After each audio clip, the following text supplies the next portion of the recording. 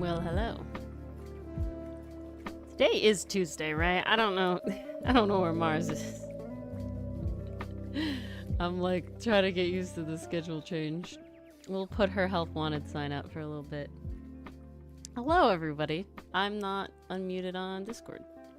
I have fixed it. Now you can hear me and see me move around. Let's see if my headphones will work. Ah, there she is. I'll remove her help wanted sign. For a minute. I don't know why. What? Discord wasn't letting me sign on. It doesn't like you. It was really weird. I've never had that happen before. It's evening for us, Amon. We're about 8:30 p.m. Yes. in the evening. Hello, Bugs, Mason, and hello, Amon. Dichotomy, Hello, if you're Bugs. listening at all, but... Dichotomy, if you're there, hello. Did I do... I think my folks actually went to bed super duper early tonight, so... Oh, snap. I have to be very mindful about That's that. not so early, though. Jesus. Bad night to talk about shipping. I think you do it, Mars. I believe in you. Something I'm passionate about. Well, I'm gonna have to be passionate quietly. ASMRs. Passionate ASMRs. Holy crap, guys.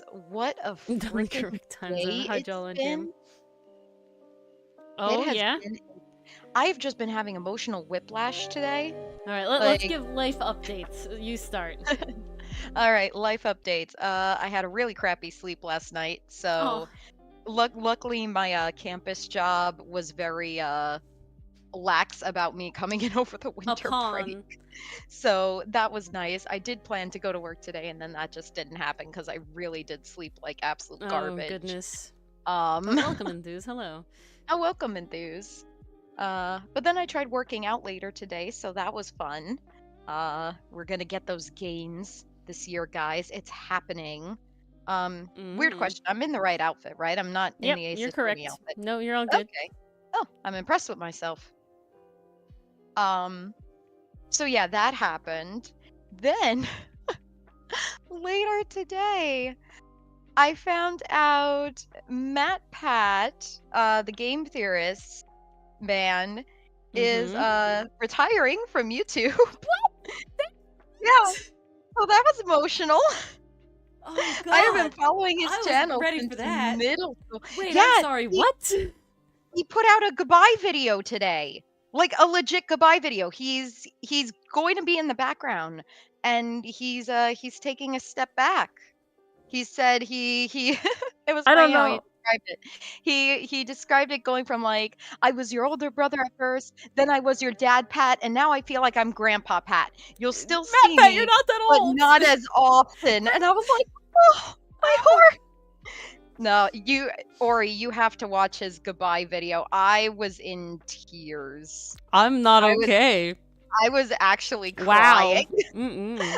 I actually cried, and I felt so sad. But also, like, more power to him. He wants to be around for his kid. He wants to be around for his wife, and he also just wants to be able to enjoy things, which I can 100%. Totally respect. It's just it feels very sudden by the fact hate on him. He's that it was gotta like do what he's gotta do. Oh, of course not hate. It's just, you know, it's sad, of course, you know, like what are you gonna do?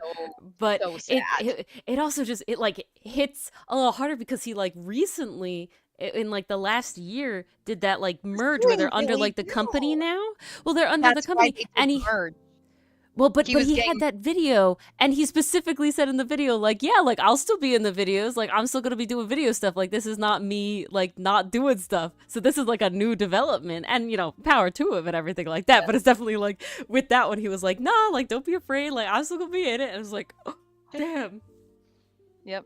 I know, Bugs, that, oh my god, so many YouTubers do, because, you know, the algorithm is shit, do the, like, I'm leaving, or this is goodbye, or like some really clickbaity title, and then you watch it and it's really not as like dramatic as the title makes. Like I think Nate Wants to Battle, you know, Nathan Sharp did a video where it was like, this is the end or something, and it was just that he wasn't making as much Five Nights at Freddy's specific fan like song content, and I'm like, dude, that sounds way more dramatic than his fan base had come from. Yeah, so, but it's just like this feels way more dramatic for what it is. Oh yeah. You know, Markiplier does the same thing sometimes, and it's just like he had like a thing, and it was like he was just taking like some time off because he was working on the movie from like doing game videos, and it's just like, okay, like you're not leaving YouTube forever, like we're good, you know, like this doesn't have to be this dramatic. But gosh. Hello, so yeah, that I sobbed. No worries. Well, not sobbed. That's a strong word, but I did tear up. His goodbye was very heartfelt. You should really watch the video, Ori. It's about a half hour long. It's very good. I will say, Enthuse, fucking I feel like lucky Matt has the him most to genuine man I've ever retire seen at in my life. 37. You know what I'm saying? Like envy, you know? Oh yeah. Like fucking imagine retiring Like at 37. he Like gets to do what he that's wants the to like do, and I'm happy capitalist for him. dream. It's just, You know? it's one of those things where I'm like, I'm so sad to see him go, but also him realizing his age makes me realize my age. Well, And yeah, I I was feel like, old now, right? it's Like I've been I was following constantly him since middle school. Like anytime my first video from him was the Portal Companion Cube secret. That was my oh, first. That was the first I video can't I ever remember watched my from first him. one. So But I I was like, definitely remember like the original intro and why? everything. But it was definitely like Oh, I remember anytime the a YouTuber is like original celebrates intro. 10 years on the platform and it's like you were like my first like YouTube, you Yeah. know. It's like if Captain Sparkles or Markiplier leaves, it's like It's like this is I what is was there happening. during the bro pad Yeah. Or no, Hank, eras. if like Hank and John Green leave, it's gonna be Oh like my shit, god. like damn, you know, it's one of those things where it's Man. like I understand that it's a job and like you want to be able to retire from your job, like it's work. Well, There's nothing about it, it's also but it's really hard definitely too because especially in this line specifically, like he did mention briefly, like, "I'd like to have conversations with my yeah, friends where really we're not drawing talking Jim. about animatronic toes anymore." And I'm like, "I respect that." Like, it's gotta Yeah, be frustrating that it's everything comes it's back to always your job. Even the thing bittersweet. you used to unwind comes Mm-hmm. back to your job. So I can totally sympathize with that. Yeah. So yeah, it just makes it nuts. And because the whole thing is that it's like in the grand scheme of things, you know, in like other fields of work, like 10 years isn't really that long. Right? Like just Yeah. like, you know, my He's been on for 13 years, yeah, but I think. still, you know, when you talk about like having like a career, you know, it's usually longer than that. You see like my father has like, you know, over 20 years in his job, you know, like this sort of thing. Like that's what a career used to be. So it's really good that like people like that can have a shorter career and retire so much earlier. Like that's good for them, man. Like, you know, live your life. You know, get to do whatever you want to do. But it's also like it feels like so much more of my life than it is just mathematically because of the time period that like YouTube became a thing and all these people like started getting, you know, big and being in the public eye. That is definitely like weird. Versus Oh, like yeah. when you see like celebrities, they're like constantly coming back a long time. It's not like they don't have the money, you know, to like retire and leave and do whatever, but it's they can do it so less frequent. They can do it like less frequently in a way, right? So you can still have Mm, like them keep coming back and doing stuff, and it's nuts. yeah. So yeah, that definitely gave me uh so he's stepping back from all four channels: game theory, film theory, food theory, style theory. He'll still be in the background, he says, but he'll show up. He'll basically, he won't be the face of game He theory won't be the anymore. voice in all of the videos and Won't be the everything face, like that. won't be Yeah. the voice. It's gonna be the people who he's been working alongside for these last couple of videos. He does have 10 more videos coming out. Uh there's going to be an official goodbye video on March 9th. We are So pastry puff because yeah, I just I was learned just very today sad. from Mars I right was now. very sad. Like I had a good day. And now, Oh, Ori, yeah, I'm pastry about to ruin puff. it even more. Oh no. I'm so Well, I guess we'll sorry. have my good news afterwards. So, you know, Yeah, we'll we're bring gonna it back need it. around. Our Flag Means Death got canceled by HBO Max because they suck. No. Yeah. Oh God. Of course they canceled the LGBTQ show that everyone liked. Oh Go no. I figure. guess I have Did to you look finish that at my Hotes and son's book Milano fan price? art then, because Jesus Christ. Oh It's my gonna be a God. fitting farewell to a really funny series. Yeah, Mason, but it's less like that. They got a lot of other stuff going on. But yeah, pastry pie. I learned it just right now. Like just in the last 10 minutes I learned this. Yeah. Okay? Less than 10 There's minutes. a video on game theory called Goodbye Internet. I know, Bugs. Well, Bugs, if you haven't seen it at all, season 1 was really good. What we've seen of season 2 so far, Mars and I have to finish it. We have like 3 episodes left or something. Has been really good. So I think it's still worth. But yeah, Jesus Christ, Mars. Yeah, you really did have a bad day. I Wow. Oh. And then there was some personal stuff going on, so this day was Oh goodness. oof. guys, All I right. think the highlight of my day was exercising. Damn. Lifting 5-pound weights over and over for 30 minutes, that was my happy place. Well, I have very mundane personal good news. I'm sorry that Mars's bad news affects everybody negatively. I'm so sorry. It's all her Guys, fault. I am hoping so much that it is like the Pop Tropica hoax, where it's not canceled. Yeah, I don't I know. am praying it's not, But but so many of the people I follow the are posting. super good news, guys, is that if you didn't know, Dungeon Meshi is out now, episode 1 on Netflix. Episode 2 comes out Thursday. Okay, fucking watch it, please. Be like my Oh, favorite it's fan good. and go watch it. It is It's so such a good. good I adaptation of need the it to. manga, It's you been guys. fantastic so far, and literally one episode, but I loved every second. And the voice, we were watching the dub because honestly, if you guys don't know ProZD or Songwon, oh, what's his last name? I don't know. He's a comedian. You've seen him on YouTube. He's a Vine guy. I'm sorry, Mason. We'll make it better. We'll make I'm it better so in the sorry, end. Mason. It's all Mars's fault. Blame Mars. It's Mars's It fault. is. She brought the negative. Here's the good news, okay? Dungeon Meshi's really good. Please go watch it. It's on Netflix. If you... Yeah, ProZD is Senshi, who's the main dwarf cooking guy. He voices him in the dub. It's really great. Leos's Oh, voice he is actor is fantastic. phenomenal. Marcil's voice actor is the actress who plays Nami in the live action One Piece. Chilchuk's actor is non-binary, and they do a couple other things that I've already forgotten. Their show in the dub of Mob Psycho 100, and Yes. I think that's everybody that like I really care about. Yeah, that was everybody. It's really good stuff. Really should watch the dub. I highly recommend. If you need a place to watch it, you can DM me and I'll help you if you don't have Netflix. Second good news. Ori. Oh yeah, of course.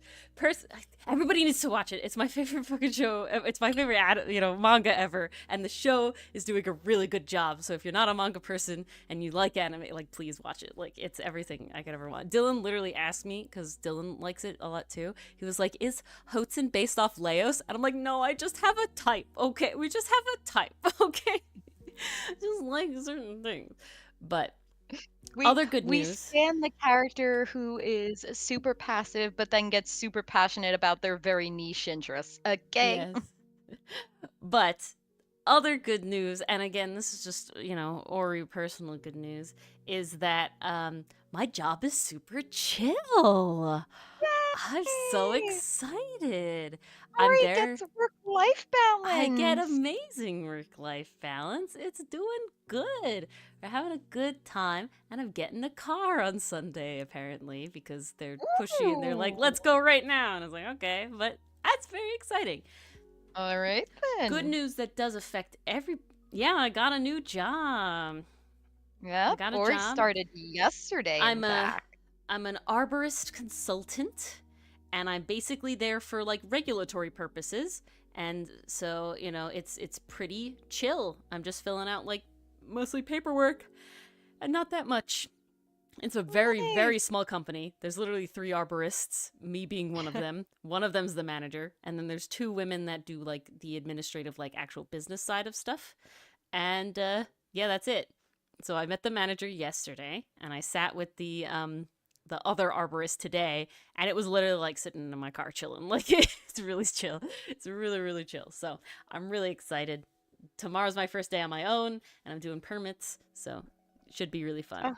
Very exciting. You got this. We all believe in you, Ori. Yeah, 5-person company. It's pretty great. Yeah, I mean, it's a pretty sweet gig, I gotta tell you. Have fun picking out that new car. We looked online. We found the one I wanted. It's a slightly lower package than I wanted, but I cared about the color more than the heated seats, and that's all I wanted about the higher package was the heated seats. Everything else is happening. So it's like, I'll get a slightly cheaper car in the color that I prefer, and I just won't have heated seats. And, if I'm really missing it, I'll find, like, I think there's, like, heating pad things you can, like, place on the seat, and they, like, plug into the car. They make inserts for those now. Yeah.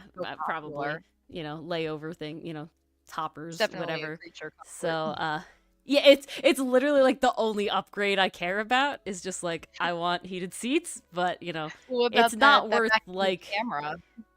Was that already full included base package, backup camera, no way. eyesight, you know, adaptive cruise control. I mean, I'm not getting the basic package because like where we live is really bougie and they don't like sell the basic package. So I'm getting the most basic package they sell, which is just one above the basic tier. It's called like premium. And, Not bad at all. But yeah, you know, all-wheel drive. It's got the eyesight. I'm getting a super Crosstrek, which is like loving it. And but I basically, my parents were like, you gotta look on the website and like see what like options they have, and like because there's like 2 dealerships near us that we could like go to and like see which one has like the color and the model that you want and all this sort of stuff. And then I like I found the one that I wanted, and it was in transit, so it hasn't made it to the lot yet, but it's like coming to the lot. And so I clicked like I'm interested. This is hilarious. I clicked like I'm interested, and I like put in my information, kind of assuming maybe they would like tell me when it's coming or something. Literally, I put in that information. Not 5 minutes later, they call me. And they're like, "Hey, we're with the Subaru place. Wow, they like had we see that you want that site. this," and they're like, Monitoring. so when are you thinking about getting a new car? And I'm like, oh yeah, you know, like this month. And they're like, oh great, when do you want to come in? You want to come in tomorrow? And it's like, I can't come in tomorrow, but like Sunday, you know, I'm thinking about Sunday. And they're like, okay, great, we're open 11 to 5. When do you want to come in? Let's make an appointment. And I'm like, I don't know when. And they're like, well, you really should make an appointment right now, and if you want, you could change it. I'm like, fine, 4. And so we're going to my parents on Sunday. I mean, we always go to my parents on Sunday, but for dinner. So we're going a little earlier to have tea and then go get my car, basically. Nice. So I'm very excited for that. It'll be great. And then the last good news, guys, which does affect all of you, is that Outcast is quickly approaching its year anniversary. Yes. Oh and my we gosh, actually can you will believe have it? Comic Corner on the 1 day year of the now. anniversary. Yeah, this was Really totally nuts. planned, you guys. Yeah, totally planned. This schedule change was specifically so that Outcast Comic Corner stream could be on Outcast's birthday. Yeah, 100% definitely. But that's in 2 weeks. 3 Yeah, weeks? 2 it weeks? is fast approaching. 3 weeks. 3 weeks, because January is like a nuts. long month on Tuesdays. But yeah, the anniversary is January 30th. That is the anniversary, because it came out in 2023. January 30th was the last Monday in January, and we wanted to post Mondays. And so now we're approaching. It is now on a Tuesday, because that's how weeks work. It slowly moves down the list and then comes back. But it worked out for Comic Corner. So really, really cool. I can't believe we hit over 100 subscribers on the English version in under a year. So, you know, we hit 7,000 viewers just the other day. You know, still under a year. Really freaking wild. Do you understand what I mean, though, Enthuse? I mean, it has a lot of Mondays. Okay, Stream Elements, that's really late to the game, you announcing that, but all right. Wow. No, Stream Elements was waiting until we got done with all our announcements. Viewers. Oh, heck, it did it again. Whoa. I fixed it. I fixed it. It was me. I clicked things accidentally. Oh, that's another cool thing. Guys. I got a Stream Deck. And so now I have a little Stream Deck that I haven't set up yet, obviously, because I'm still having these issues. But once it's set up, I can have it click the buttons for me, and I don't have to have this stupid me being a dum-dum sometimes. Was that a Christmas gift? Yes, it just came really late. Like, they ordered it way before Christmas, and it was just like, it didn't come. A Stream Deck. Not a steak deck. A Stream Deck. So let me get a picture up for it. And not a Steam Deck either. That's something completely different. Yeah, no. A Stream Deck. Elgato. Stream Deck. I have the really mini one. I do think you ordered a Steam Deck too. I did not order a Steam Deck, just a Stream Deck. So this is what it is. This little one. They have like different sizes, but I have like the least expensive one because, you know, they start getting up in price. But basically I can program these buttons to be literally anything I want. and I can print out and put the little symbols over them, so I can have it like switch from the starting soon screen to the to this one, to the video game one, to like the ending screen and all that sort of stuff. Oh, that is so Oh, that's nice. nice, Oscar. Fat figure. No worries, babe. It's No, fine. I It's fine. swear, every time I try to type something on my phone keyboard, it selects the letter I don't want. Mm-hmm. Actually, it's pretty funny. I apparently misspelled Phoenix's name so bad, it auto-corrected Corrected the it to phone. phone. Which is So great. I was trying to send Ori something that was like, vaguely Ace Attorney reminiscent. So I was like, is this what happened between Phoenix Edgeworth or But Phoenix wrote Edgeworth Baxter? phone And it Edgeworth. auto-corrected to phone And I'm Edgeworth. like, Oh, whose God phone? Like damn I'm it. whose phone Edgeworth? Like I don't even know. But yeah, so we've had 7,000 views on the comic overall, and Yes. Oh we my have gosh. 370 subs on the Spanish translation, and we actually recently got one new phone right paste Tony. Yep. Nice.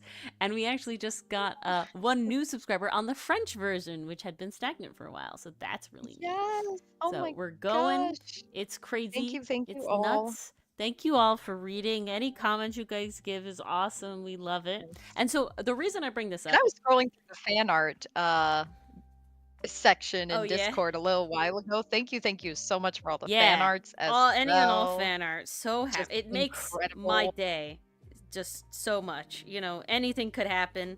My day could be absolute poop, and just seeing fan art of literally any of our stuff. Whether it's like our avatars Always or brings a smile. yeah, the Outcast stuff always brings us joy. Or even making your own tea pet. Oh my god, I love when you guys. I've loved the Yes. two that we've had. 2, 3. Oh, I think it's 3 now. I think we've had 3, yeah. I know, because I think Pastry Puff posted theirs too. Yeah, Pastry Puff did. So we have 3, and I love them so much, and they're all great. I have plans to eventually. We made Dylan's tea pet, him and I. So I have to make one for specifically Mars and one for specifically me, and then we'll have like our own. And I hope to do I gotta some other decide stuff. my animal. I You gotta have to decide my your little animal. And yeah, so it'll be really, really cool, really cute. And I'm so I'm torn happy with between them. hedgehog or chinchilla. So excited, Pastry Puff. I think dichotomy Oh, would kill very you cool. if you did a hedgehog. Chinchilla it is. But super cool, super great. Yes, lots of fun stuff coming in the upcoming weeks. But what I wanted to bring up before we get into shipping, the last thing, is that with that anniversary coming up in 3 weeks, I wanted to know if there's anything you guys specifically wanted to see happen in celebration of the anniversary. We have planned another sort of trivia like we did the last time. We've done trivias with prizes in the past. Totally an option. That I think I want to do no matter what. I think that'll be fun. I feel like that one's gonna happen no matter what.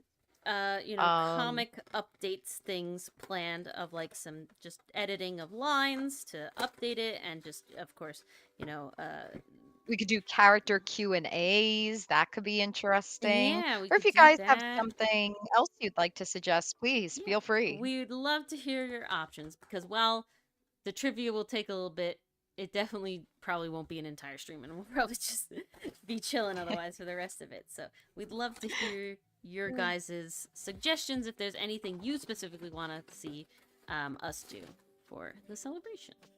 Yes. Otherwise, with that, I think it is up to leave Mars to the shipping situation. Whew. Okay, I gotta get in the right headspace for this. Yes. Okay, gotta think of all the ships. I'll look to my pinboard. Okay, Vashwood, Reki Longa, Galileo. Okay, yeah, that works. Yuji Megami. Okay, all right. I think I'm inspired. Host Lane. Yes, Orange Bat. Can't forget the original. Okay. So, how to begin with talking about shipping. Um, there are honestly so many directions to go with it. Um, well, this all came about the other night, because I got super passionate in talking about shipping. I believe it started with talking about the mess that was Attack on Titan shipping, and then it devolved into what was your very first ship. And I believe I said that night that my very first, like, what I recognized as a ship, like I'm actually doing active shipping here, was Raven and Beast Boy. Oh, Ash and Serena. I've seen fan art of those ones. They're so cute. See that? Sometimes that's part of the draw as well. Do they look cute in fan art? If the answer is yes, Oh, there it's will very very important. likely be a ship. But see, fan art is nice, but we want something deeper. We want some connection because we're aces. We need more than just looks to go off of, right? So, uh, hmm. What is happening? Man, why is talking about shipping eluding me tonight? This I is do rough. not know. I'm also like having a time here. Oh no. Yeah, it's an old comic page, so it's not set up the good way, and it just makes it Oh, did difficult for this come before splitting. we switched to Clip Studio? Yeah, Or was this this is after? like the last one before we switched to Clip Studio. And Oh it man, just that feels makes old. my life a little difficult. But I think I can cope You can do it, if I Ori. do We it all a believe. weird way. But as long as this merging doesn't affect a stupid, then we're good. It looks like it's working. It looks like we're okay. And yeah. Ooh, Saimatsu. Where are those characters from, Mason? Of course, Rightworth. I mean, Oh, Rightworth, of course. fantastic. My first ship was, of course, Ron Stoppable and Kim Possible, which I had the Mm, privilege of getting to be canon, like hardcore yes. canon, like a whole season of them being canon. And honestly, hella spoiled am I. You are so spoiled because most of us don't even get to see our ships as Yeah. canon, or And if it's you heavily implied in the background. or you get the one kiss at the end and then there's nothing else. I got a whole season of them being together. And oh my god, guys, when I say that Dylan is my Ron, it's like top tier shit. I gotta tell you, it's great. See, we all know Ori has a type. It's Ron and I do. Edgeworth. It's Ron and Sokka and Edgeworth. I feel like there's something else. I, I I mean, feel like Dylan gives Sokka and Leos Ron are vibes, just kind of not for the interchangeable same there. thing. But Dylan gives hella Leos vibes. Hella Leos vibes. Shuichi and Kaede. Oh, those characters I've heard of. Oh, from Danganronpa. Okay, Mason. Um, yeah, Enthuse. I would definitely say there are more LGBTQ ships than there are straight I think at ones. least Like, don't in the fandom definitely in space. fandom. Yeah. Oh, absolutely in the fandom space. And mainly because for so long we didn't have that representation. Like if Nice there's a guy hugs. and a girl in a show, well, of course they're going to get together by the end of the series. That's just a given. So straight ships, that's like if you liked a canon pair like Ron and Kim, you were winning. But let's say you want to see some different representation. Well, luckily Archive of Your Own has you covered and you can look into Kim and Shigo if you wanted. Yeah. Yeah, definitely way more LGBTQ ships in fandom than straight ones, I feel. Cause there's always kind of a desire to see what you want, you know? Like if you're seeking that representation, if you're looking for people like you on screen, and at the time we were all growing up, let's be honest, those options were very few and very limited, especially in kids programming. So once we got to that age where we could go on Tumblr, we could go on Archive of Our Own, and then we discovered more about the LGBTQ community, we discovered more about these ships. I'll be honest, my first interaction with the LGBTQ community was probably through gay ships and fandoms. And then I discovered that the friends who introduced me to those ships were gay themselves, which is That's a really vibe. funny how that worked. That's certainly a vibe. I think that the reason that there's a lot more queer ships than there are specifically like straight ships is because a lot of times I feel like things take it for granted in the sense of that like there isn't as much chemistry as I would like there to be. Well, Say that's interesting because I'm so sorry to oh interrupt. no, go on. Because it almost fits into that, oh, you see a guy on screen, you see a girl on screen, the audience just assumes they're going to get together by the end. So sometimes writers, especially Hollywood, don't put a The lot of effort effort in. into Yeah. making the chemistry believable. It's just kind of assumed like, oh, he's obsessed with her, she's obsessed with him, like this is just how Hollywood works. They'll get together by the end.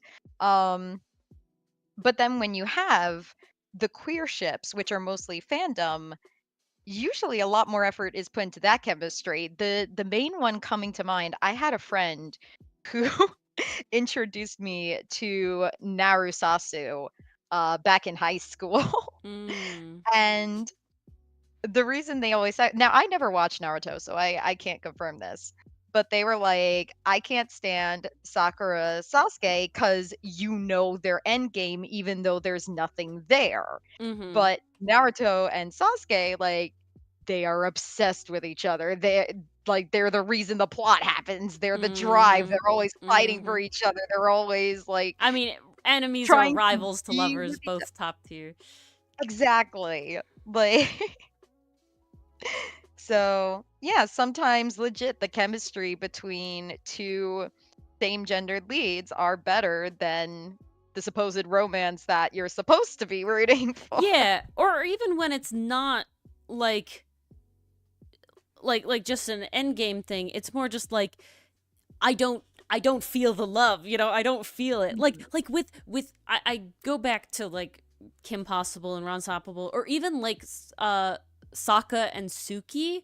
Both are Mm. straight ships that I really, really enjoy because both Like, of them you seem see the in love with chemistry each there other. Both because of them the writing seem, is so tight. yeah, Like, like they they make an want to effort be to learn about each together. other. They support each other. They Exactly. make each other better, Better. but Yeah, they also improve. accept each other as they are. And what's Like, awesome about that's just them, what you want. and what's great about those two, like, you know, on screen, like, end game ships in particular, is both of them are not together at the, like, only at the end.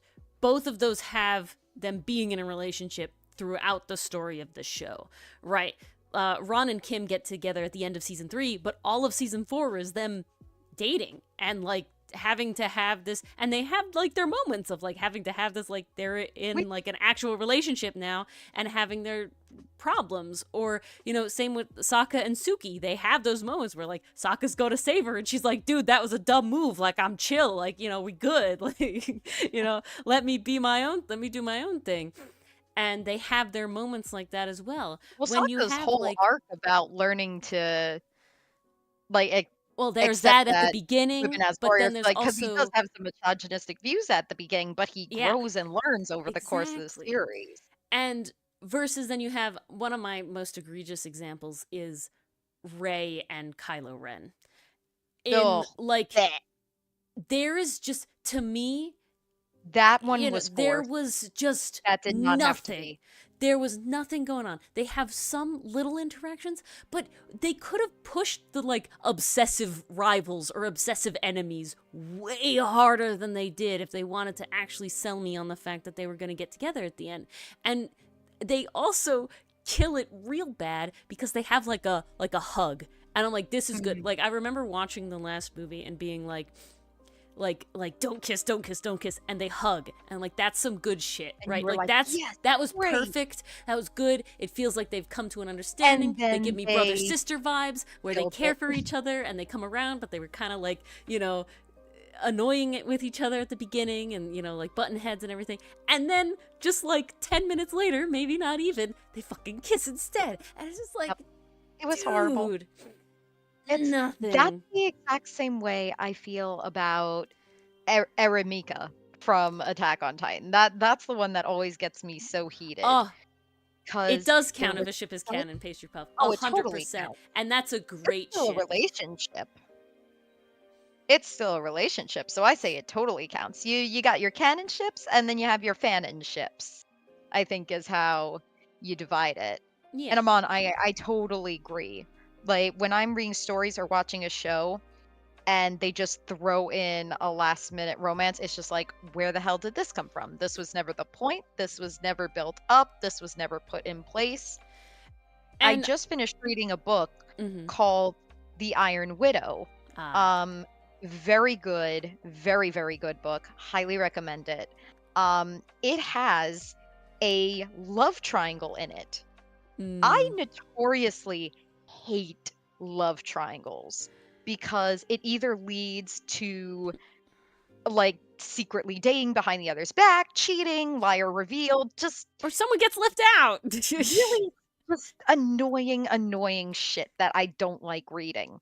Um, this book does solve it by using Polly, so Which is that a was great. top tier solution, man. An underrated But solution.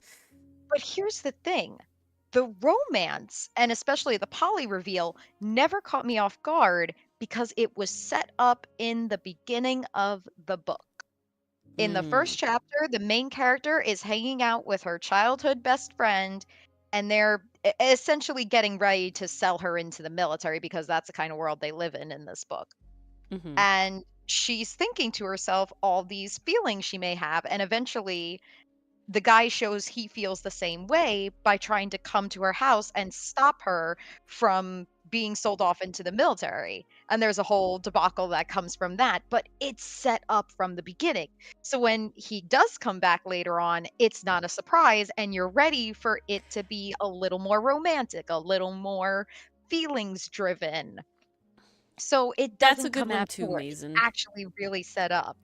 Oh, where did Mason say? I'm trying to Mason says, catch I up to love chat. love triangles when the two romantic rivals end up with each other instead of the love interest. And I think the reason that that That's one's good fun. too is because it's specifically a circumvention. I think that the reason love triangles get You so know what stale was is that so you entertaining? know what the end game is 90% of the time. You Now, know which is the odd person out, right? And it's just oh like, yeah. so just end it already. Like it's a slow burn in a bad way, in an annoying way.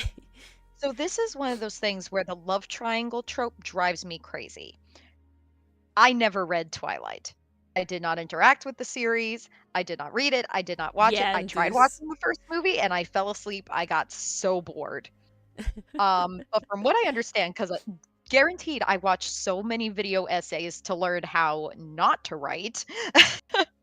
um, basically, what had happened was by creating Team Edward and Jacob, Mm, and it was very clear that the author favored Edward. Like he was going to be endgame no matter what. The Team Edward Jacob was never a thing to begin with, yeah. but the audience was led to believe that Jacob had a chance. So now you have a subset of fans who We're just are pissed. rooting, well, not only pissed, but they assassinated Jacob's character in the next Mm, few books because mm, he starts acting out of character. He starts being a real dick. He starts like being like pretty much abusive, mm, controlling, just very unpleasant. Where at that point you're like, okay, yeah, go with Edward. Jacob is completely unlikable. mm-hmm. But the author realized she wrote the boys at least to the demographic, because again, I'll never understand it. She wrote it in such a way that both options were appealing. So, in order to make sure that the group of fans who were rooting for the guy who would eventually lose weren't going to be unhappy, she had to make the other option look as terrible as possible. Mm-hmm. And then write in a whole thing about imprinting, but oh my god, that's a whole mother story. Yeah, well, We do not acknowledge that. Yeah, no, that if more love triangles involved well, let's just all be happy together. Plenty of love to go around. That would be great. It was funny. There was a pin going around the other day on Instagram with like rate your favorite character tropes, and love triangle and second chance were at the very bottom of mine personally. I've already explained why I absolutely hate love triangle. Um, but I'm also not a fan of second chance either, and I think that comes down to personal belief is like if someone's shown you their true colors, unless they're really making the effort, there's a reason you broke up. Yeah. Like, Pastry Puff, you that got story your is foot really out of the bear cute. trap. Why would you stick your foot back in? Is my thought process. Oh yeah, no, same Which bugs. is My very mom read interesting Twilight. That's considering the only that reason I know we anything give about our it. characters a lot of second chances, but Well, there's a that's difference that's gonna be between, different. They're gonna make an effort to grow and change. but I also think I feel like second chance, at least in my brain, is rather specific to like they cheated or something. Like, like I don't know.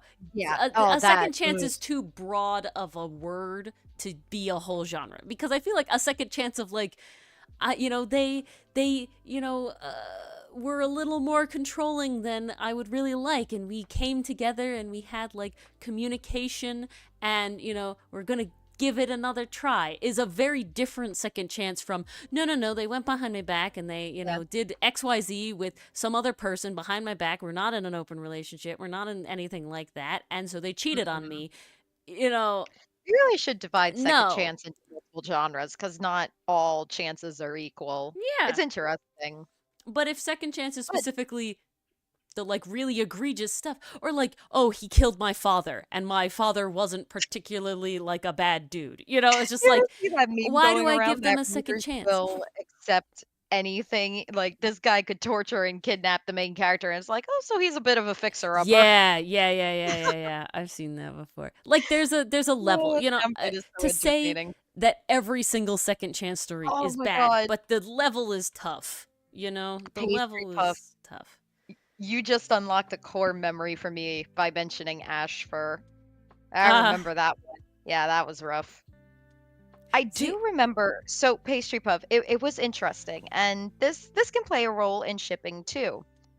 And shipping at the end of the day absolutely comes down to personal preference. never I read definitely that one, have a Bugs. soft spot for the quiet slash grumpy type paired with the sunshine child. That's why I like Reki and Langa. That's why I like Vash and Wolfwood. That's why I like Gallo and Leo. Like, there are differences between the two, but at the end of the day, one is a bright spot in the other person's life, and the other person kind of helps keep them grounded in reality a little bit, and that's a dynamic I personally really like. It all comes down to personal preference.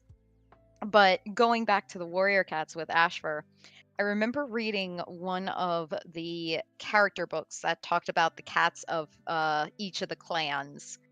I think I may actually still have this book. Yeah, that's a It weird might be second in my chance I'm closet on. somewhere. But it was interesting because when they talked about the whole Brambleclaw, Squirrel Flight, Ashford debacle, it was basically stated, and again, like, even though these stories are being told by StarClan, it's being written by the authors of the series, so this is them telling us why they made the choice that they did. They wrote that Ashfur held Squirrel Flight back too much. Like, Ashfur was always trying to step in front of her or protect her or keep her from doing something reckless. Meanwhile, Brambleclaw would match her energy. And one of the lines in the guide said like Ashfur wanted to hold back that energy, but Brambleclaw could match it and accept it, and that's why Brambleclaw was the better fit for Squirrel Flight, Mm. which I find very interesting because you could honestly make an argument for either. Like, I literally just did. I said I like the brash, cheerful one paired with the calm, realistic one. So by that logic, I should ship Squirrel Flight and Ashfur.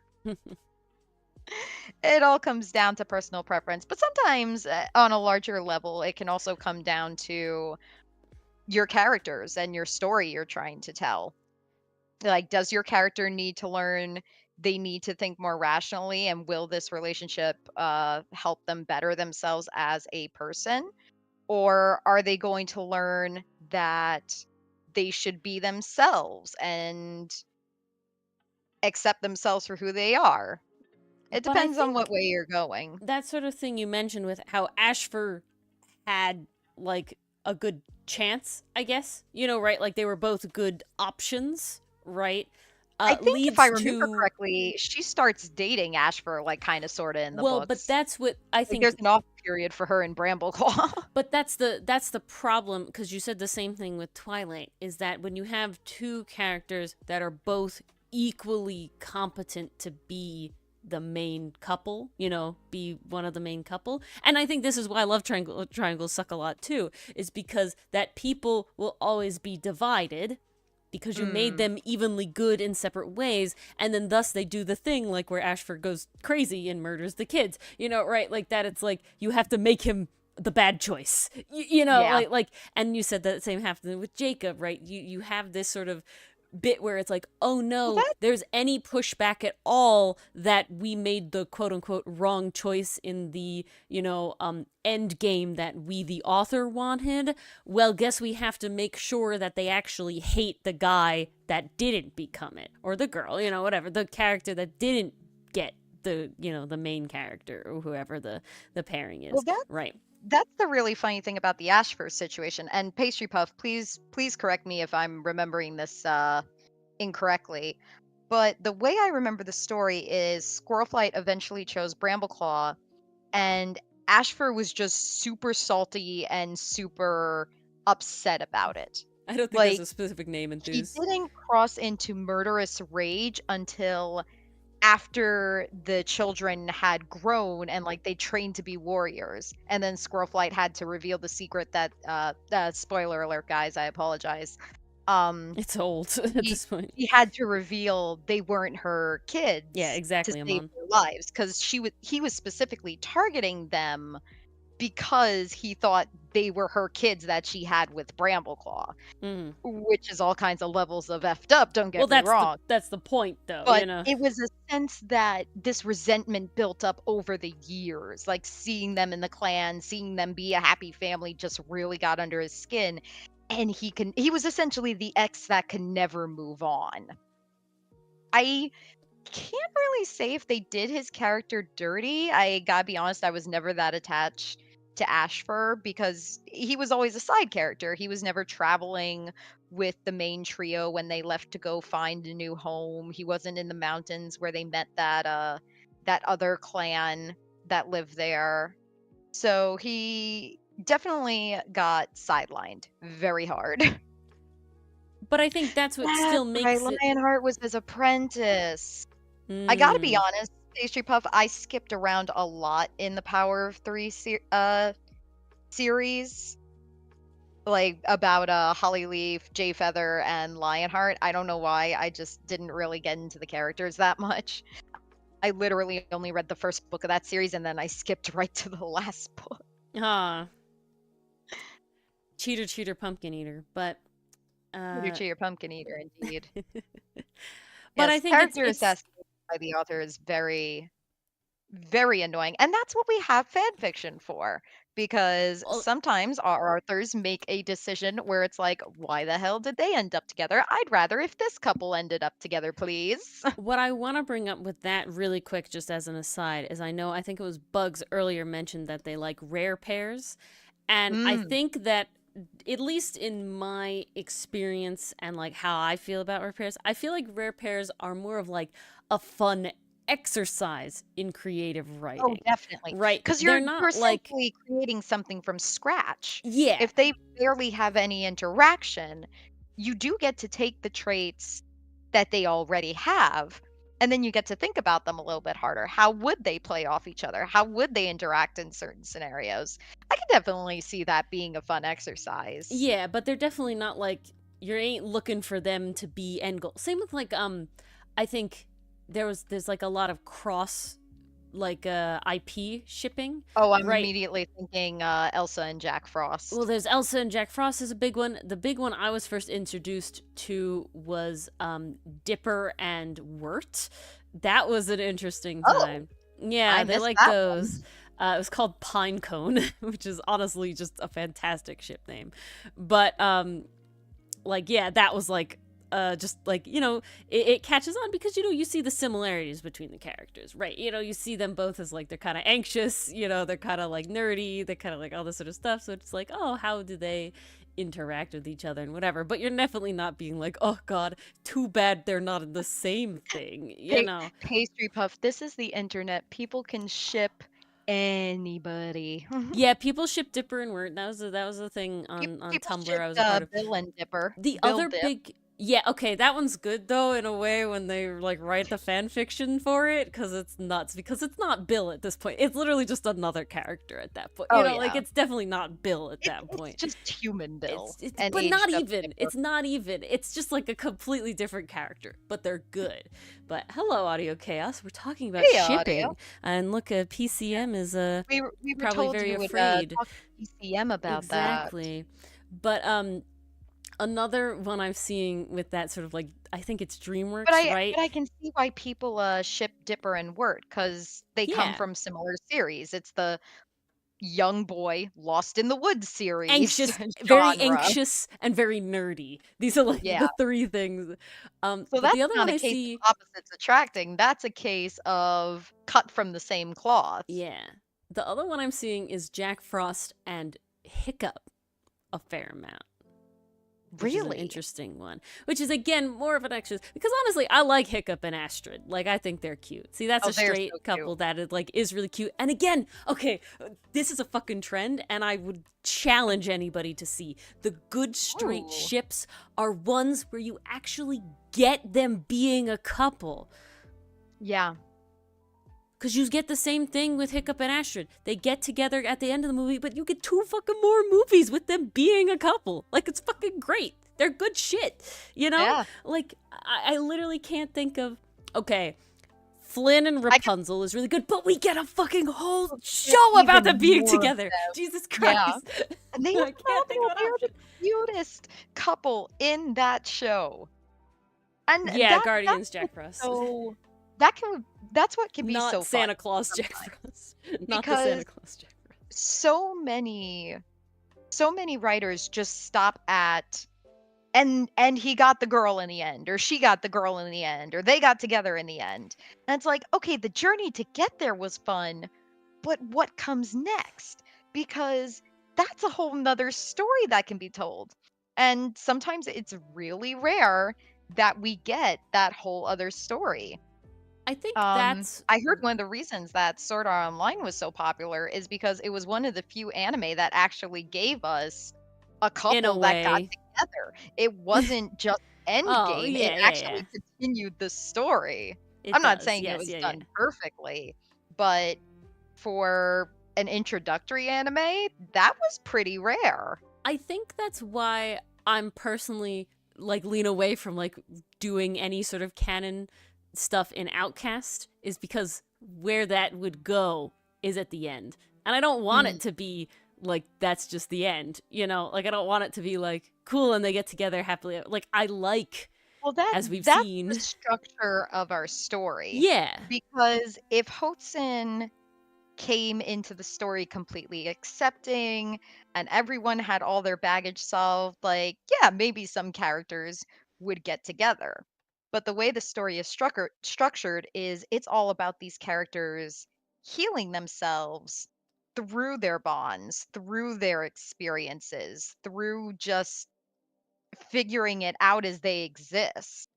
So until that baggage gets sorted, it would be kind of silly to put them in a relationship before they figured their stuff out. And with the baggage There's being just sorted way at too the much there. end, it's like, then that's the end. I don't want it to be just like, oh, and they get together, Yeah. No, I wouldn't want that either. And I think that's But why it's so that's like, where we get to have some fun with the AUs oh yeah. because we do like some of these characters together. Like we definitely like Oh, I mean, I hella Hoshin ship, and but Milano a yeah, lot. 100, no And question. there's a reason we wrote Band AU, which Mm-hmm. essentially would end with them getting together. Yeah. Because you it gotta, you would gotta follow have your that personal traditional fan style fiction, you of know? telling. Oh, of course. And if you're the creator of your own series, Yeah, you have complete control over that. exactly, Pastry Pup. Having the post get together is like really nice, and you don't see it enough. You know, you Yeah. don't. I mean, don't get me That's what wrong. you I need, love 'cause a it's good slow burn, and and the ending is the good shit. But okay. So slow uh huh. burn can be done really well, but it can also be done Well, really, I'm talking about the really good shit. wrong. Okay. I understand you're talking about the good shit, but I'm there is a talking about way to like the marks slow we burn, make, which and is the there good is shit. another way that just has you either throwing your book or your phone against the wall, like, Yeah. oh my god, fucking talk to each other. Yeah, Just that's yeah. get like here's It's a some of the fine problem. line to walk. Here's some of the problem I got is that they make it so obvious that both parties have these feelings. The most egregious case I can think of was Sam and Danny from Danny Phantom. That Uh, shit drove me crazy. It was CFFB. so apparent that they both had feelings and they just kept holding it out for literal endgame. It's hilarious because I think that that's a show that I like was too young and way too ace to even like pick up on. So when they got together, I was like, "Oh, really? Okay. I guess I thought they were just bros, but whatever. You know, I wasn't like They started here or out there for broke, it." but in, like, season 2, Yeah, she's exactly. dreaming I'm about on. being his girlfriend, he's dreaming about being her boyfriend. I It's like, have it not was enthused, so but I want obvious, to. and then they're blushing at each other 24/7. I was just like, "This is painful, just kiss already, you already know you like each other." One of my favorite fan fictions It's is a the okay, one last yeah. Go shower ahead. thought, Go then ahead. go off on your tangent. Okay. What makes it painful is the carrot and the stick. What do I mean Mm-hmm. by that? The writer treats the couple as inevitable. So, Mm-hmm. one, they might stop putting effort into the relationship. Like, I remember in the beginning of Danny Phantom, I'll continue to use that example. Danny and Sam had a really dynamic friendship. Or you said you liked it, you thought they were really good bros, really good Yeah. friends. And that was a good vibe. But then, of course, because this is an American cartoon aimed at kids, boy, girl, we grew up on a diet of Disney, they Mm-hmm. gotta end up together by the end. And they So, can't all be they, Ron and Kim where you want it to happen real bad. no, they can't all be Ron and Kim. That is I lightning in a just bottle. love me Well, no, Ron and I Kim, would, man. I would say Robin and Starfire hit similar That's highs. getting there. I Yeah, yeah, yeah. don't know if they ever got there, though. They, to my knowledge, they were never like official. They had like the kiss in They were like the they were Tokyo official by movie. the end of the Tokyo movie. Yeah, but that was like But it one was still thing. kept pretty vague. It was Like, if you still, missed the yeah. movie, You wouldn't know. then Yeah. you wouldn't know, And it was just like, oh, because it's okay. an episodic kids show, right? Yeah, exactly. But no, okay, so the writers treat the couple as inevitable, but then they also treat the couple like a prize. If you keep watching the show, eventually you'll see them get together. And for people who really want that to happen, they'll keep investing in the show. They'll keep watching every episode. If they sprinkle little moments of Mm. shipping scenes, like a glance here, a handhold here, a line here, it'll keep the viewer who's invested in this couple engaged and watching till the end. The problem is when they keep using the carrot and the stick to drag it out for so long that it Mm. gets tedious. And then that's when the audience start to question the character's actions, because we've established that these characters are smart, savvy. Why can't they figure this shit out? It has been so long. Like, it makes sense in the beginning. There's two They're still dents. figuring it out. They're still trying to understand their own feelings. But by the time you hit a whole nother season and they still haven't figured it out, that's asking a lot from your audience. That is asking them to wait for something for a very long time. I think that's why we're so insistent about the canon of shipping in Outcasts as the original comic. Like, we don't want to set up expectations that we That is just a know slow burn. are Yeah. going to be delivered. Like, this is not a slow burn. This is not a secret I'm afraid of the romance. Voltron, We okay? we understand how it could be interpreted, but we also want to be very fair to our audience and explain, Ship not here. away, but, Ship don't, if you would like. Please write fan fictions. I would be more than happy to see that. I would read your fan fictions in all honesty. If you write any, please send them my way. But in canon itself, we do want to be incredibly transparent about that, because to put it like Ori said, we don't want a Voltron I don't situation. want a Voltron situation where it's just carrot stick, and then they get together with someone else even. Like, terrible, Well, that's the horrible. thing. Voltron did the carrot and the stick, but then they also picked up on fan culture.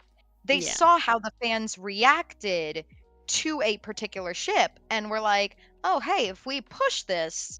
Now, I can't say this is exactly what was going through the execs' minds or creators. There are a lot of people involved when it comes to making a show, more than just writers. You have the company, you have the directors, you have the producers. You got a lot of people involved. But so many people fanned those flames Yeah, in the exactly. fandom and set up our expectations in such a way that when it was revealed, no, no, no, no, no, this isn't the ship, it felt like a slap in the face. And it felt like an even bigger slap in the face because we were being promised queer representation, which, Mhm. again, at the time would have been seen as probably one of the best. Like, this was before Owl House, this was before Loud Family. This was before a lot of shows started adding more queer couples, which is fantastic. More representation, please. We need it. People need to be able to see themselves represented in a fair way on TV, on their favorite shows. So when Voltron came along with this promise and with a really good couple, like that, I think that's where it hurt the most. Keith Probably. and Lance They're had so a good. really good rivals to lovers dynamic. They came to grow to understand each other. They supported each other. They started having moments on screen that could be read as very ship implied. So it was no wonder that not only did we start to ship them, we thought the show was going to deliver on its promises. And not only did it not deliver and give us a straight ship instead, with characters who had less chemistry than Oh, Keith and so Lance, sad. So sad. they quote unquote delivered on the LGBTQ ship by making Shiro gay and giving him a fiance that died before the show even began proper timeline wise. That felt like a slap in the That was a face. very kill your gaze That moment, huh? that Bury your felt gaze moment. so underhanded. That was ugh. Yes, audio summoned for the ships. That was the downfall. Yeah. And so I guess Yes, I'm just a audio little is- scared where it's like, I want you to ship it. Great, be good, but just, don't expect it to be a BL. You know what I'm saying? Like don't manage expect your the expectations. comic to be a BL. That's it. That's my only we don't want to go too ham. But what I was gonna say is that the slow burn fic that I really really like, I think is a good slow burn because they, like Amon says, they don't have a problem that can just be solved in 5 minutes in conversation. It's a slow burn because while the one character is madly in love with the character, but they don't know it's the other. It's a Keith and Lance fic, okay? Like I gotta say, Lance is madly in love with Keith, but he doesn't know it's Keith. And Keith essentially at the beginning also doesn't know it's Lance. It's the soulmates one. It's really the tattoo soulmate one. Yeah, it's fucking fantastic. It's top tier shit, man. It is like it's guys. It's beautiful. It's called The Marks We Make. You can read it on Archive of Our Own. If you like fun, cute soulmates, slow burn shit that's run real well with Keith and Lance, a high recommend. It's like they're in like college. It's really good, and there's art. It's really nice. But the point is that there's a lot of Keith having to figure himself out. like he has a lot of baggage that he needs to deal with, and then when he finally finds out it's Lance, he's fucking terrified because he knows he has this baggage and he likes Lance as a friend and he doesn't want to have this. So there isn't like a solving it in 5 minutes things, right? It's so good out of you. So good. But it is an amazing fic. yeah, and I love Wolf Painters, who's the artist that did a lot there. I mean, honestly, I think I also like nowadays really like the Marks We Make a lot more because I also see it's like they were an artist and a writer duo, and Mars and I are an artist and writer duo, and I'm just like, oh, look at the cute. And Ori has done covers for some of my fans. So I'm definitely just like Ashwood. I did make Ori draw a lot of Ashwood. A lot of Ashwood. Ashwood's a good one too. Ashwood. But the point is that yeah, it's a slow burn because well, you know that like I went into the fan fiction for the ship Clance, right? Like, you know, like I know that it's Endgame. It was called The Marks We Make. It's by Witty Name. That is the I actually name. have it saved. I'll put it in the Discord. Give me a link. For you guys. Shove a link in there. It'll it's be really, really good. It has really pretty art. Check it out. It's really cute. It's 12 chapters. It's really fun. It's a good, like it's a hefty, you know, it's definitely a read. But you know, here's another instance of extrovert meets introvert. Keith is the introvert, and he's kind of the dark type, and Lance is the sunshine boy. No worries. Oh, no worries. That link is right there. Go for it. Pop it in chat. Also, if you guys have any fanfic recs, feel free to add them. Tonight seems to be a fanfic chat night. That's what we're doing. My goodness, please. Yeah, there's definitely ways to write romance in, did you send it? You know, any medium. Books, comics, TV, movies, you name it. And most of the romances that I see working really well on cinema is when there's supportiveness, understanding, communication, and the characters just grow from being together. That's what I like, because I feel like that mirrors real life. Like 100%. We all grow from the people around us. We all learn and are able to be better people through our relationships. Oh. Little dose of reality. I will warn anybody going in to read the Marks We Make, there is smut at the end. Just a warning. I'm pretty sure the author does like put it in there. The straightest of faces. But it like the story is really good. I'm just warning. I'm not, you know, look at the tags, okay? It's AO3. It's got real good tags. You know, like read the tags. Never not read the tags. If you're reading fanfiction and not reading the tags, you're putting yourself in a bad position. Hot take, I like AO3 better than fanfiction.net purely because of the tag system. It's just so much better organized. AO3. I like never not like I read on like Wattpad once and I was like, this isn't AO3, and I'm sad. Hello, Tape Player. I used to have a Wattpad account because I wanted to read some very specific fan fiction that I had found by Googling, and I was just like, this is really awkward, and gotta be honest, the stories I was finding were not very good. It was clearly the early days of fan fiction. I think it was mostly people experimenting and writing what they wanted to see. That's what I find interesting. So I got hit by nostalgia the other day with this topic coming up. And I wanted to see if I could find any past Naruto Sasuke fanfictions that my friend had shown me. So I did end up going on fanfiction.net because that was what she showed me, and tried to find it.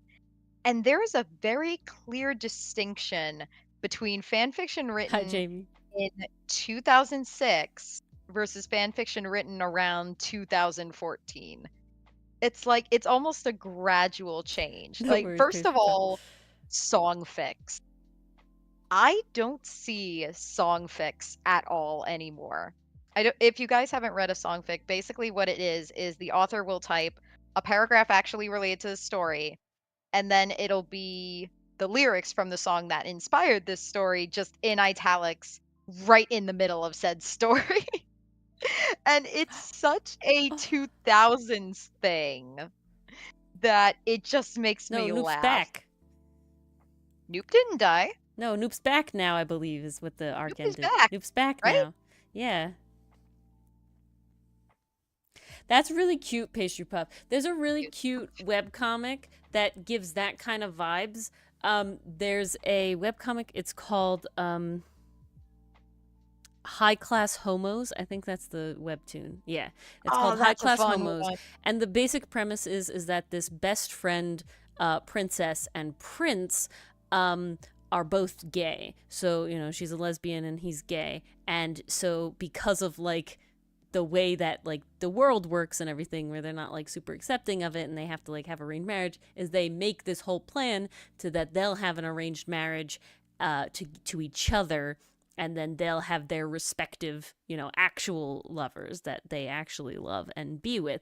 And it's really cute, but there's obviously a lot of other stuff that like tries to thwart the plan, and there's a trans character in it, and it's really, really good. And it's just really good. And the princess, she's handicapped, she's missing a leg, but she still kicks ass. It's really great. I think it's it's a top tier one. So if you like that sort of thing, Pastry Puff, I recommend it. It's really just it's pretty feel good. There's this whole arc about this guy. I think he's supposed to be a narcissist is the framing. I can't remember exactly what the like, you know, therapist term is, but honestly, it's done really well. Yeah, it's done really well.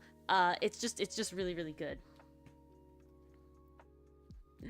Well, she didn't. I'm glad. Oh, good. Noop didn't die. Oh, look at that! Are you look at that trying to ship. PCM? I delivered enough bad news today. I don't need. No, Noop it's very jolly, Noop. news. Oh, let's look at the very jolly Noop. Oh, I need jolly Noop. A holly jolly Santa Noop. Very nice. Those boots are top tier, though. Damn. Beautiful. Oh, Santa Noop's loading. Oh my gosh, so cute. Amazing, Marin. Oh my god. I'm sorry. That was a rough slip. And Marin. That's like one letter off, so I'm sorry. Hold on. Look at tisk Gory. Look at the ship. I'm sorry. This ship is beautiful. This is so cute. It's great. Top tier stuff. All right. That is so damn adorable. I can't. So oh my god. Yeah, really. That's what the ship thing is for.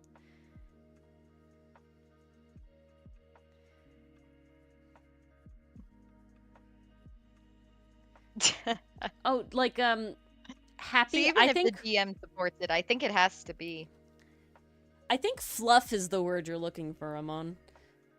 A story with a character that's cute and like something with just low happy. Stakes, it's called no drama. fluff. That would be the tag you'd look for. Now make sure that there's no other tags in there, because sometimes they have fluff if there's fluff as part of it. Sometimes they do fluff, hurt, comfort. Yeah, you know. So just you know, make sure to read that it is just fluff. But fluff is the word you're looking for. Here's what I found. Typically, when it comes to shipping, if you're looking for fluff content, you have a better chance of finding it if you're looking up modern AUs, because that just kind of takes the characters from whatever world they were in, puts them in our world, and they live the most mundane, happy lives possible. Yeah. Domestic fluff is the specific genre. Yeah, that's the good one. That's the sort of stuff you're looking for. Mostly because I just recently read a Bashwood fic. I told Ori about this one. The fic is literally just Vash and Wolfwood are married. They are in their apartment. Vash is sleeping. Wolfwood woke up due to a bout of insomnia. He sees his husband, and he is just smitten and waxing poetic about him for the entire story. And it is just having so cute. A lovely domestic time. It's cute. He's just thinking, "Oh, thank you, Vash, for changing my life, giving me a reason to live. Yeah, I wasn't living till I met you." I was like, "Oh, my heart." But that's definitely, yeah. Those sort of tags are the ones to sort of check for or search for. I think the two most recent ships coming to mind, Vashwood and then also the two main characters from My Boss is Goofy, Oh, just sums up oh! what I love about my most recent form of Yes. shipping Gotta watch is that, just I'm on. like the support in that, like with Vash and Wolfwood, like Vash is a very self-deprecating character. Sure, he smiles, and I have called him Sunshine Boy, but he's definitely got his insecurities and No, PCM. his hang-ups. Like Oh, basically, he blames himself for a lot of things. So then this you is have torture, Wolfwood coming PCM. along with his super brazen attitude, being like, hey, you deserve to laugh, you deserve to eat, like, you gotta live another day. Even though at first for him it starts as a selfish pursuit. Like, he Mm-hmm. needs to deliver Vash to Knives in order to free his the orphanage he came from Knives' control, otherwise the kids are all in danger. But then eventually along the way, you see how the relationship deepens. They start to respect each other. Wolfwood starts to realize, oh shit, this guy has a death wish. He would have gone to his brother whether or not I delivered him. I'm just speeding up the process. And Mm-hmm. through that, he's like, well, I don't want to do this, but I feel like I have to. Now, this is where canon breaks into fanon, definitely, I think because in the that's a show, lovely trope, though. The which like, one? the idea where it's like originally the two characters like don't really necessarily care about each other, right? It's for Mm-hmm. a job, or they didn't know each other, right? They had no Mm. interaction before, and they're forced to interact because of a job, and usually in a negative way, Or they like have a to travel mercenary, together like a or road yeah, trip well, and movie thus or it something. makes them travel together, right? Like it's a layer It's to the almost like like the enemies to close lovers, right? quarters trope. Yeah, it's like a layer to it. And then where Yeah. it's like that because now you're forced to get to know them because you physically have to be, interacting with them for a period of time, and the only reason that you guys weren't, together is because you just didn't know this person before, Yeah. and that's like a lovely sort of thing. Yeah, And really that's how it PCM. goes in Good real life culture. too. But yeah, man, you gotta And then really the look at the tags. the other ship I've been really hooked on are the main characters from My Boss is Goofy. It's so To cute. sum up the plot That's a line of fluffy that series, show. that is pure fluff. Yeah, Amon, if you If want you like guys a want anime to something super watch, fluff, super cute, literally just My Boss fluff. is It's Goofy so is good. It's so so adorable. pure. But it starts with the main character trying to find a new job because his last boss gave him so much anxiety he developed an ulcer. Very So abusive now he boss. goes, oh, incredibly abusive. Actually, this anime is really interesting, and I'll explain why. So what happens is he goes to work at this new company where this goofy boss is. Now he's goofy in the sense that he's a little careless. He does some things that are unexpected. Like instead of he meant to put a chocolate bar in the fridge, but he put his phone in the fridge instead. Or Yes. he meant to buy a soda, but then he accidentally bought sriracha sauce. Like kind of like absent-minded. That's the word. Yeah. um So through that, the main character starts to realize, oh my gosh, my boss isn't going to yell at me.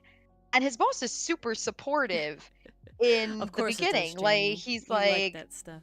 I'm going to support you. I'm going to help you because that's how I was treated my first day. And I want to make sure like you're comfortable and you're happy. And eventually his boss does find out about the past abusive boss and starts to stand up for him. Like he tries to find ways to help him. I won't give too much away because honestly the moments are just too good. Yeah, But watch it. If you want through just like a that, little comfort show to please, watch please, please, please. an It's episode so damn cute. every once in a while, it's just really nice. Just really soft. Really healing. But essentially the main character learns to stand up for Hello. himself and Hello. he One recovers. more, PCM. Oh, one more. Ah, hey, Nicole. Thank you for joining. Thank you for showing up. I hope you're having a good day at work. I'm assuming you're like on lunch or something. That's what you've been doing. The boss is an airhead. Yeah, airhead is Yeah. is a good one. Airhead, that's the word I was thinking of. Yeah, absent-minded is good though. I have I feel not like it read sums it, up his Pastry character Puff. because he doesn't do it out of carelessness. Like he does care. Honestly, half the time he's trying to do something nice and then he just does something silly He gets a little where he's flustered, I like, feel "Oh like, my is a gosh, I'm way so where he's like, embarrassed." God damn But it, then PCM. the main Jesus character Christ. is like, "Oh my gosh, that cheered me up so much. Like that was hilarious." It's literally like it's very similar to the equivalent of like your dog realizing you're sad and like bringing you a leaf. You know, Mm. like that's like the vibe. I think that, you know, where it's like, It's you know, like you in care, reality but it this really doesn't doesn't do help, anything for but it's me. so But cute the that I can't help gesture but smile. is great. Yeah. And then they even have a moment at the end where the manager is like, "Oh, you've changed my life. I don't want you to go." And they're still somehow not together by the end. You're But not I my gotta be boss, honest, Nicole. It's the name the of a show. the way that the show treats the past relationship with the abusive boss My is job's very really chill, much though. like an abusive ex. Like there's talk Mm-hmm. about how the abusive ex boss is stalking the main Oh, that one character, was might come to his horrifying. home. I was like watching it and I was I like, was so "Oh my stressed. god, they're really doing these I was so parallels." stressed. Like they were actually talking about like an like the dialogue and the language they use is very reminiscent of someone escaping an abusive relationship. And I don't think that's by accident. I think that was entirely Oh, intentional. yeah, defo. 100%. Faux show. Because I then will they say have the my side actual new characters. boss is a little maybe not goofy. You know, he's a nerdy guy. I mean, we went to the same college, so we have the same alma mater. So honestly, I kind of knew what I was getting into, and yeah, it's exactly what I would expect, which is top tier shit. And it's OT3s. it just Well, talks we about all the did time. talk about Iron Widow that has a poly ship in it. So there was that. Poses or Um, prompts for your OT3, and wondering if you have any recommendations. good Hmm. poses or prompts. I will say there's a Uh, couple. I will say, there's like, always the sandwich. Pinterest. Pinterest is just top tier for doing any of that. I also like the shoulder stack where they all sit on each other's shoulders. That's a good one in my The shoulder opinion stack too. is The fun. shoulder stack is nice. If Yeah, you want he's a some big nerd. slightly, so this one's kind of fun. You could either go spicy or fluff. Is the sandwich? You have one person sandwiched between the other two, and they could be like hugging or something else, depending on what you like. Well, working through the problems is good, Jamie. That's, you know, we got that in Outcast.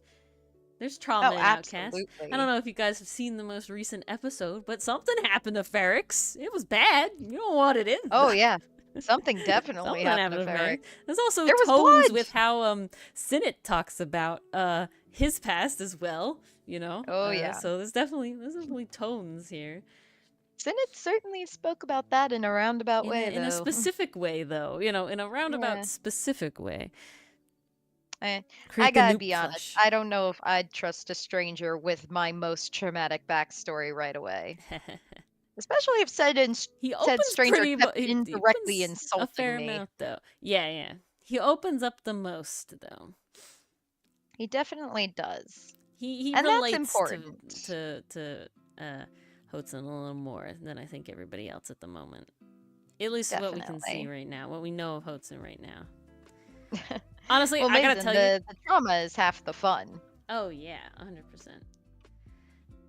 It's definitely because it's one of those things where, like, you know, trauma is always used as like a word that's like, you know, it has to be a big thing, but like Yeah. trauma is just a version of conflict, right? Well, there's and certainly little traumas that you could have in life. it's how you deal with stuff like that that makes you who you are, right? So that's Mhm. why, you know, trauma is can be a very big event, and that's why, you know, it's kind of easier in a way, right? Like if you have someone who you love die, like that's a very big Well, it's shaping also of your life. You know, recognizable if you as a have, trauma.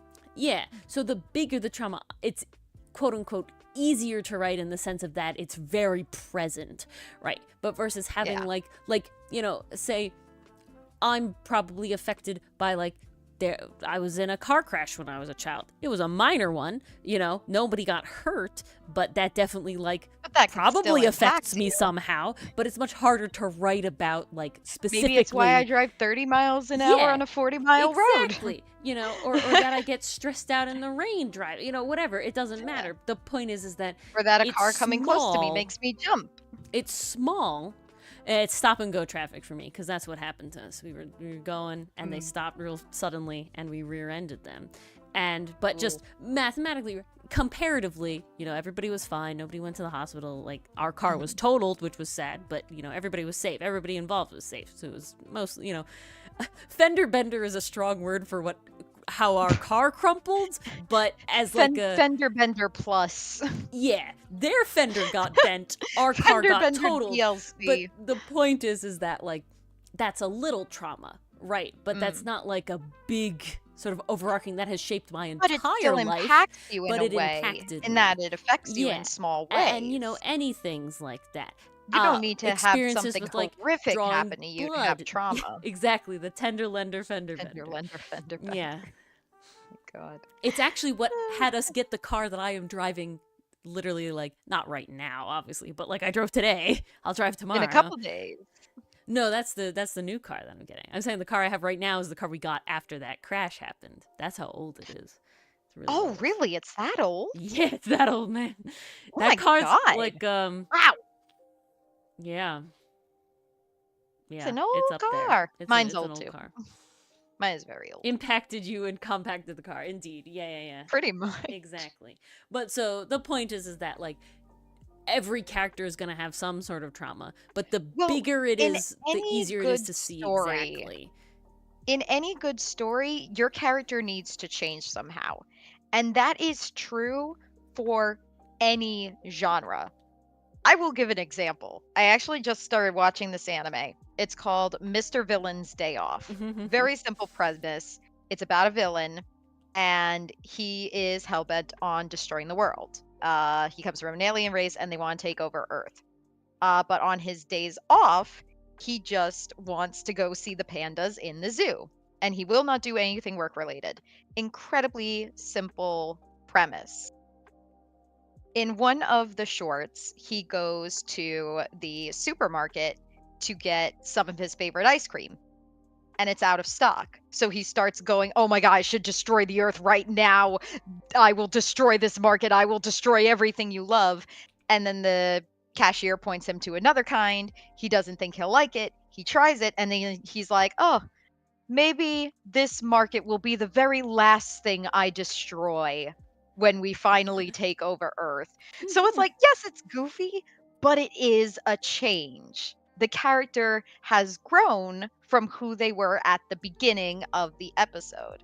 So I don't care if it's slice of life. I don't care if it's the most mundane thing ever. You cannot have a story unless your character changes. They are not static beings. They are always going to learn. They are always going to grow, because please go ahead, Jamie. That's the hero's journey. Something has to happen to keep the reader invested.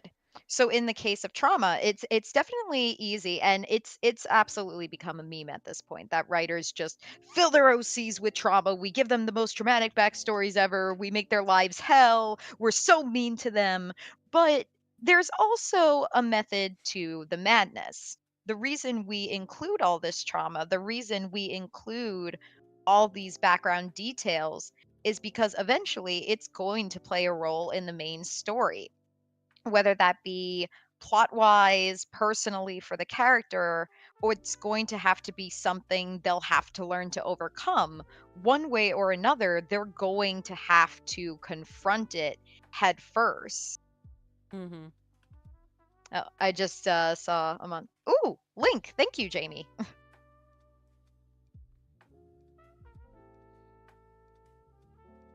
Yeah, so there's always a method to the madness, and the traumas for our characters, they certainly range. You could argue someone has it way worse than others. But as a writer and as a person, personally, I operate on the logic that if it affects you and it left an impression on you, like to me, pain is not measurable. What might not affect one person might affect someone profoundly. And that's okay. People are different and respond to things differently. So we shouldn't invalidate it just because someone else may be able to confront it differently than that other person. And What I that's think essentially is how I treat the characters in Outcast as well.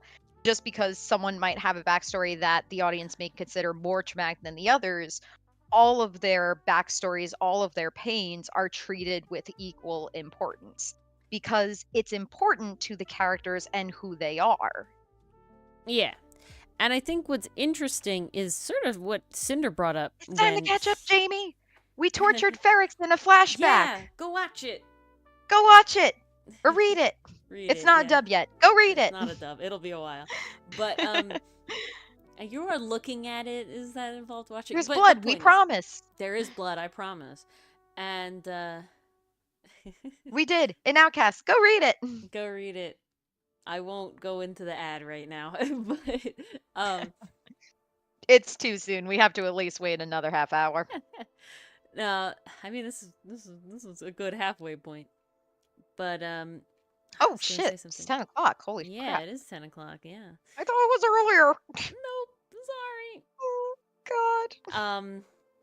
I think what's interesting, and it was kind of what Cinder brought up when we were fleshing out Aroma, was the sort of like, what is their happy memory, right, as well? Because when you think about it as a person, what are you if not just all your memories? And now, there's traumatic ones. There's ones like, remembering a car crash or remembering bad, there are also experience. good ones but as there's also well really that happy have made ones. you who you are. And so that's an interesting thing to think about as well.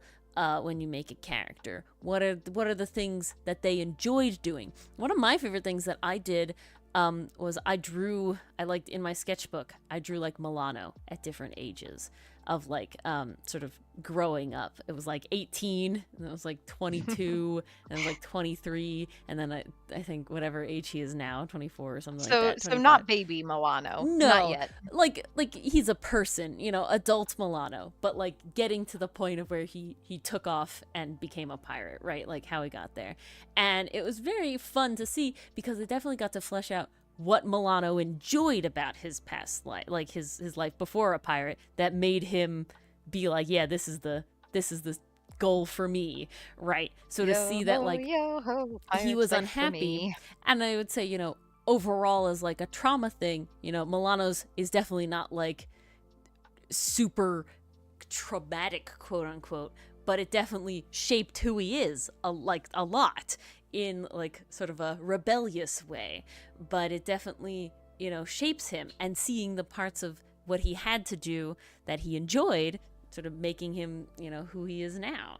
And it's really interesting to see that really what I was fleshing out was not the negative part of his story, but actually the positive memories that he has of transforming into the kind of guy he is right now. And you gotta have that balance. Like, of all the characters, yeah, that's a vibe, I would Jamie. say Sinet is probably the most content with where he is in life out of all the characters so far. He definitely hasn't figured everything out, but he has reached a point where he's pretty content with how his life is. Following that, I would say maybe Aster. Yeah, Aster would be my second. Milano, Ferrex, and then Hotson. Yeah, that feels about right. That would be the order I put them in.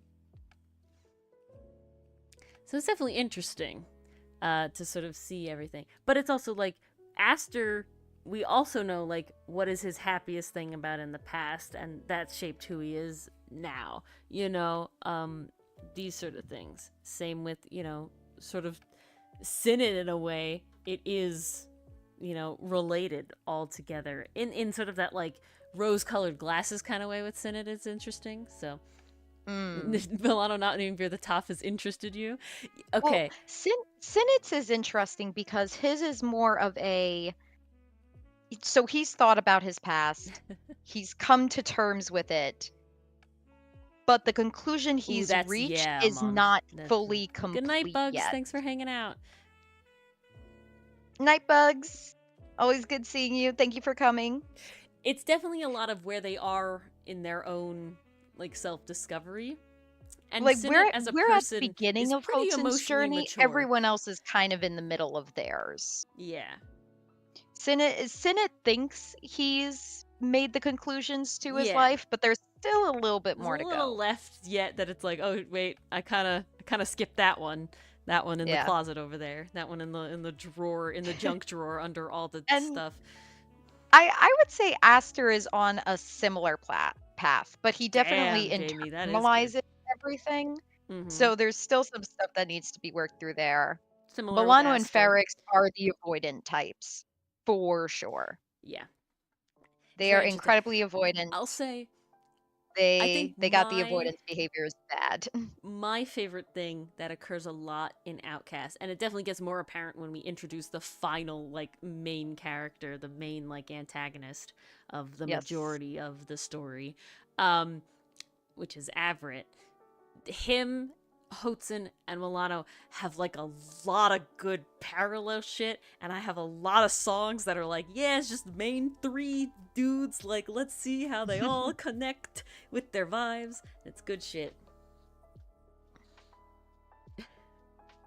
They all went through similar traumas, but they had Mason. different levels of support. But it's funny. I think in the end, Milano ended up more Hispanic, just in it was an accident. It worked I mean, the out. Spanish community loves him for a reason. Really love him, you know, El Crocodilo. Which I find so funny. But we got our mascots for each version. Hotson is the American one. Milano is for the Spanish that's a really edition. Funny thing. When I'm not sure who's the mascot for the French. I can really see Milano with like speaking in Spanish. Like, it's really interesting. But that's the fun that's the bit, impression Nicole. they give, that's Nicole. The fun bit. That's why this is a fun time, because it's like a facade, and then the you ever meet that happen. toxic positivity person? They're not that far, but they're definitely like, if I don't think about it, it doesn't exist. Oh yeah. It's just not right there right now. I'm having a good time, and then Hotson comes along and shows. Ferrix, I feel, thinks about it in his off time. Milano doesn't think about it at all. I feel like for Ferrix, when the nights are dark and everyone's gone to bed, he tosses and turns a bit. But Milano, he just doesn't think about it at all. Yeah, head empty. Yeah. Put it in the vault like Finn does. Delulu is this Delulu. Exactly, Jamie. What's really, that's the vibe. I think the thing that, like, sort of encompasses what our story is fish out of water meets the straw that broke the camel's back, right? And they're the same person. Definitely. Because that's what Hotson is. Hotson is, one, way out of his element, and two, the thing that makes the happy, like, house of cards fall down, because he's like the breeze that blows it out. Yeah, very, very vibe there. Milano is very much a dumbass. Milano is one of my favorite, kind of two of my favorite tropes, which is crouching more on hidden badass. And we don't get to see that yet, but we will eventually, and it will be fantastic. And there's also the there will be a fight scene in season 2 vibes as well in there, because he's, you know, that's just my vibe. It's also like, Milano's very street smart. He's not book smart, right? So he's dumb, and that has a lot to do with his upbringing. But and he's definitely like sort of the finer details of certain things. He's just like, like, you know, go with the flow, let it be. But when it comes to like navigating like social it's situations, interesting. I would say he's the guy who sees the forest for the trees. That's the shit. Like, he sees the big picture, but he doesn't look at the closer details. Yeah, exactly. So it's a fun time. It's a balance, but it's so fun to write. And we have a little bit of what we have, but it's definitely, it'll just keep picking up. There's just more and more to come. Oh, yes. We're not even nowhere near near over. Yeah, not at all. We got a lot left. A lot of stuff. So it'll be a good while. Will it be 10 years? I hope it won't be 10 years just because I want it to finish. I want to have a have other completed stories we'd like to write. thing, but definitely a few years. It'll take some time.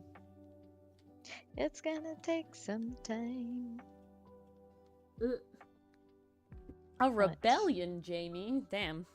Well. Yeah, so essentially that has been a 40-minute discussion of why there is no canon shipping within the main comic. Yeah, essentially.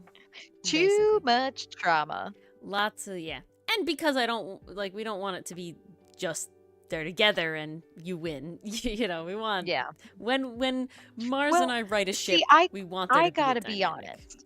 If I were to ship anyone in canon, it would definitely be the theme of we're going to grow from each other and help each other grow. Like, if you're being self-destructive, I'm going to point it out and save your dumbass kind of vibe.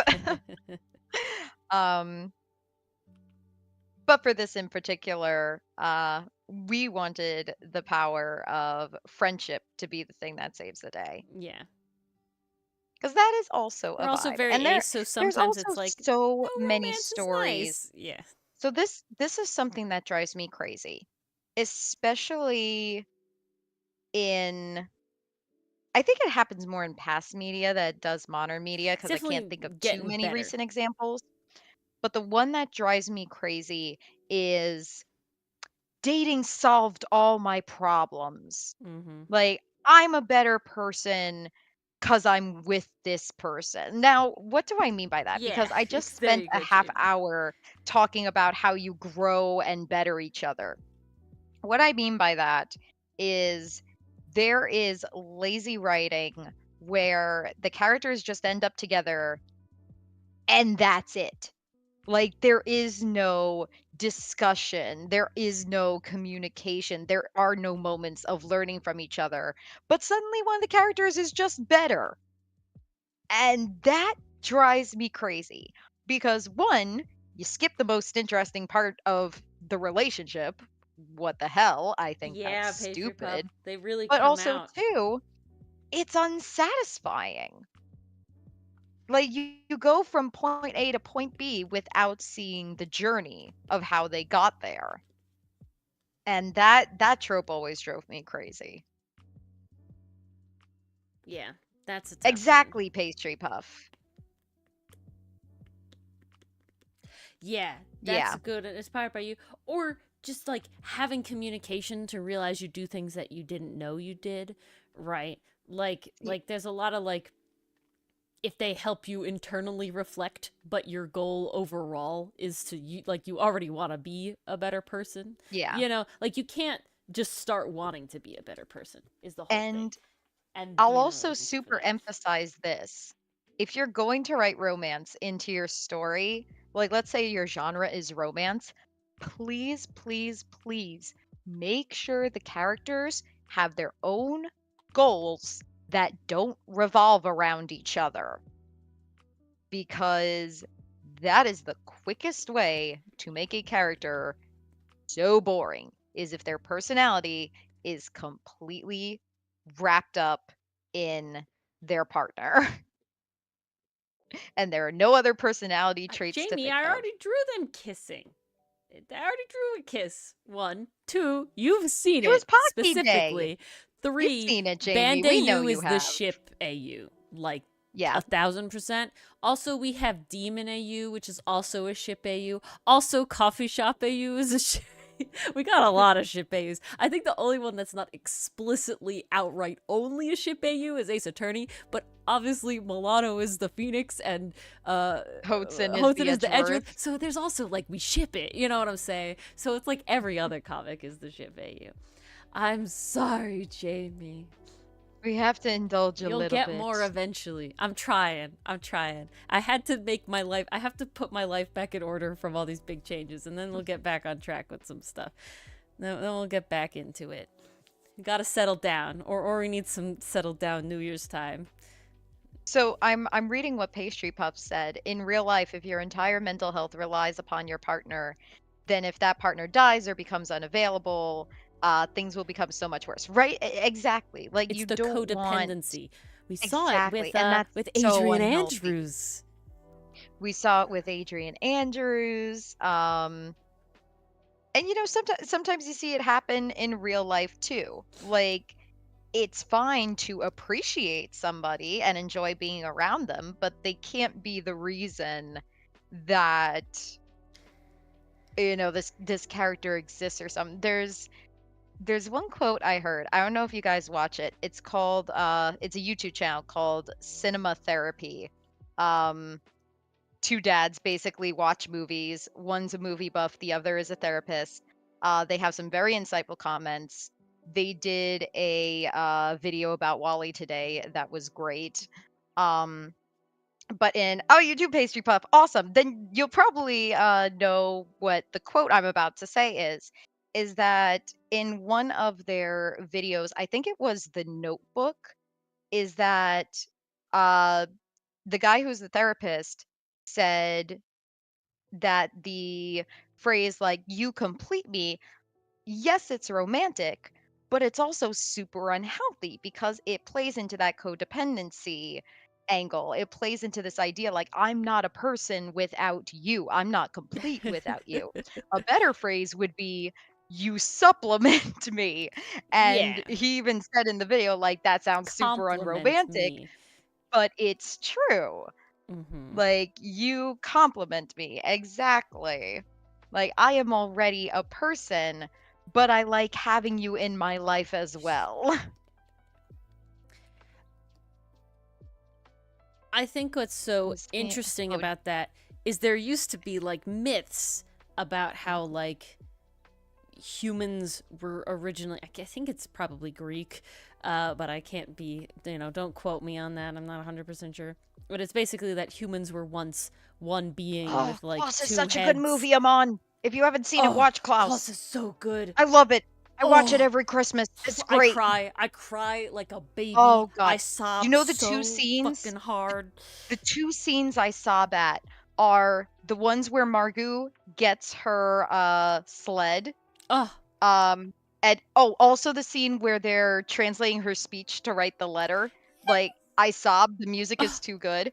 And then at the end where redacted, redacted, redacted, in case you haven't seen it, I Yeah, no cry spoilers. so damn I can't. hard. Every time I watch it and I have to go into it being like I'm gonna fucking sob tonight. Like I'm gonna just wail and I sob and I just oh love my that god. movie It's so so good. much. It's so good. It's so good.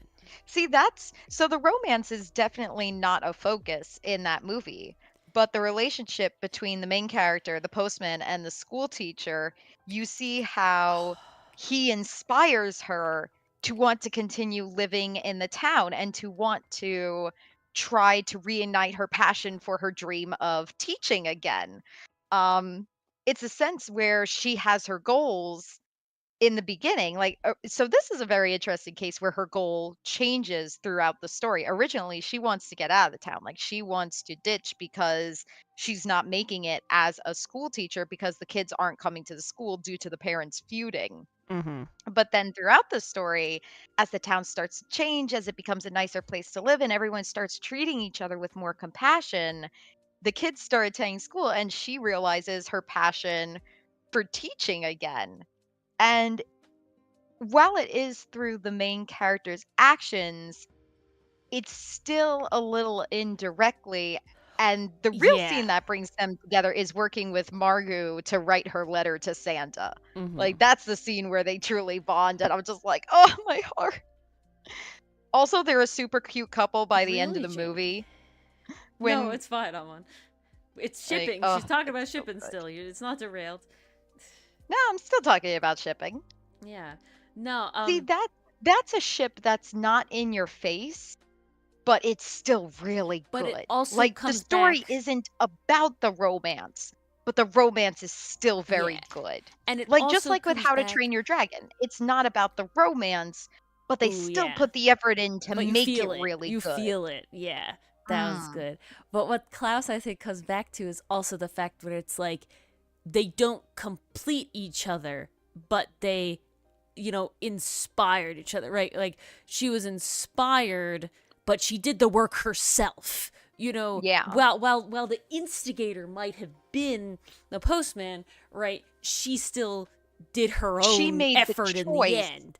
to Yeah. stay in the town, not because of him, but because of her Yeah, passions. which was inspired And by then his, drive.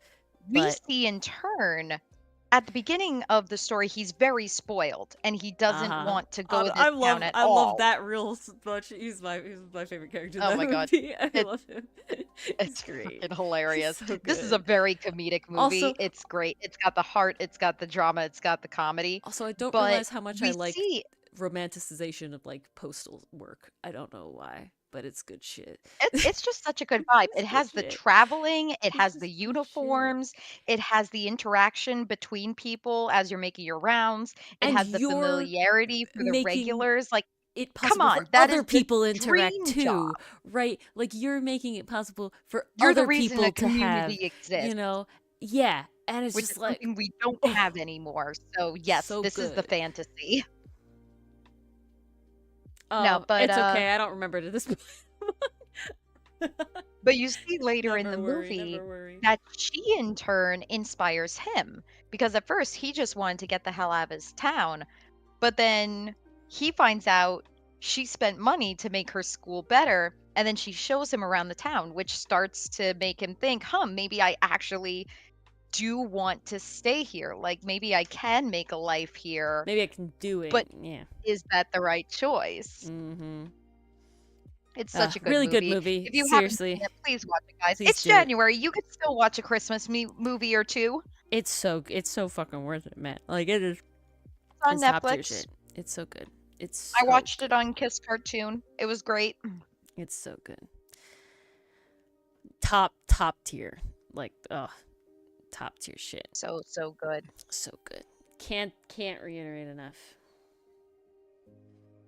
And that's a funny thing. Like, reflecting on this, God damn it, like, Jamie.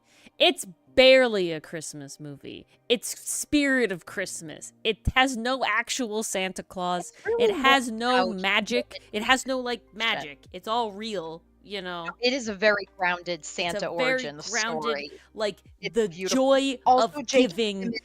Klaus. Oh, yeah. Like, Yeah. come on, Come on, please. please. Jamie, watch it. I'm begging you. It's so It's good. fantastic. You have to. It's a winter movie. There's so much snow, there's so much feel good. Jamie.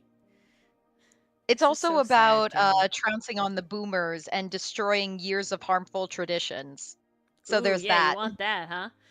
Yeah, You yeah, you yeah. want that. You want to destroy the harmful boomer traditions, And you right? want to watch really rich stuck-up kid get fucking like bodied, like real Yes, hard, like hit with reality like a fucking truck.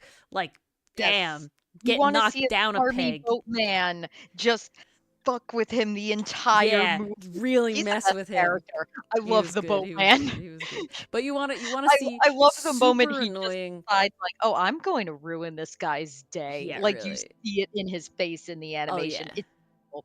The soundtrack is amazing.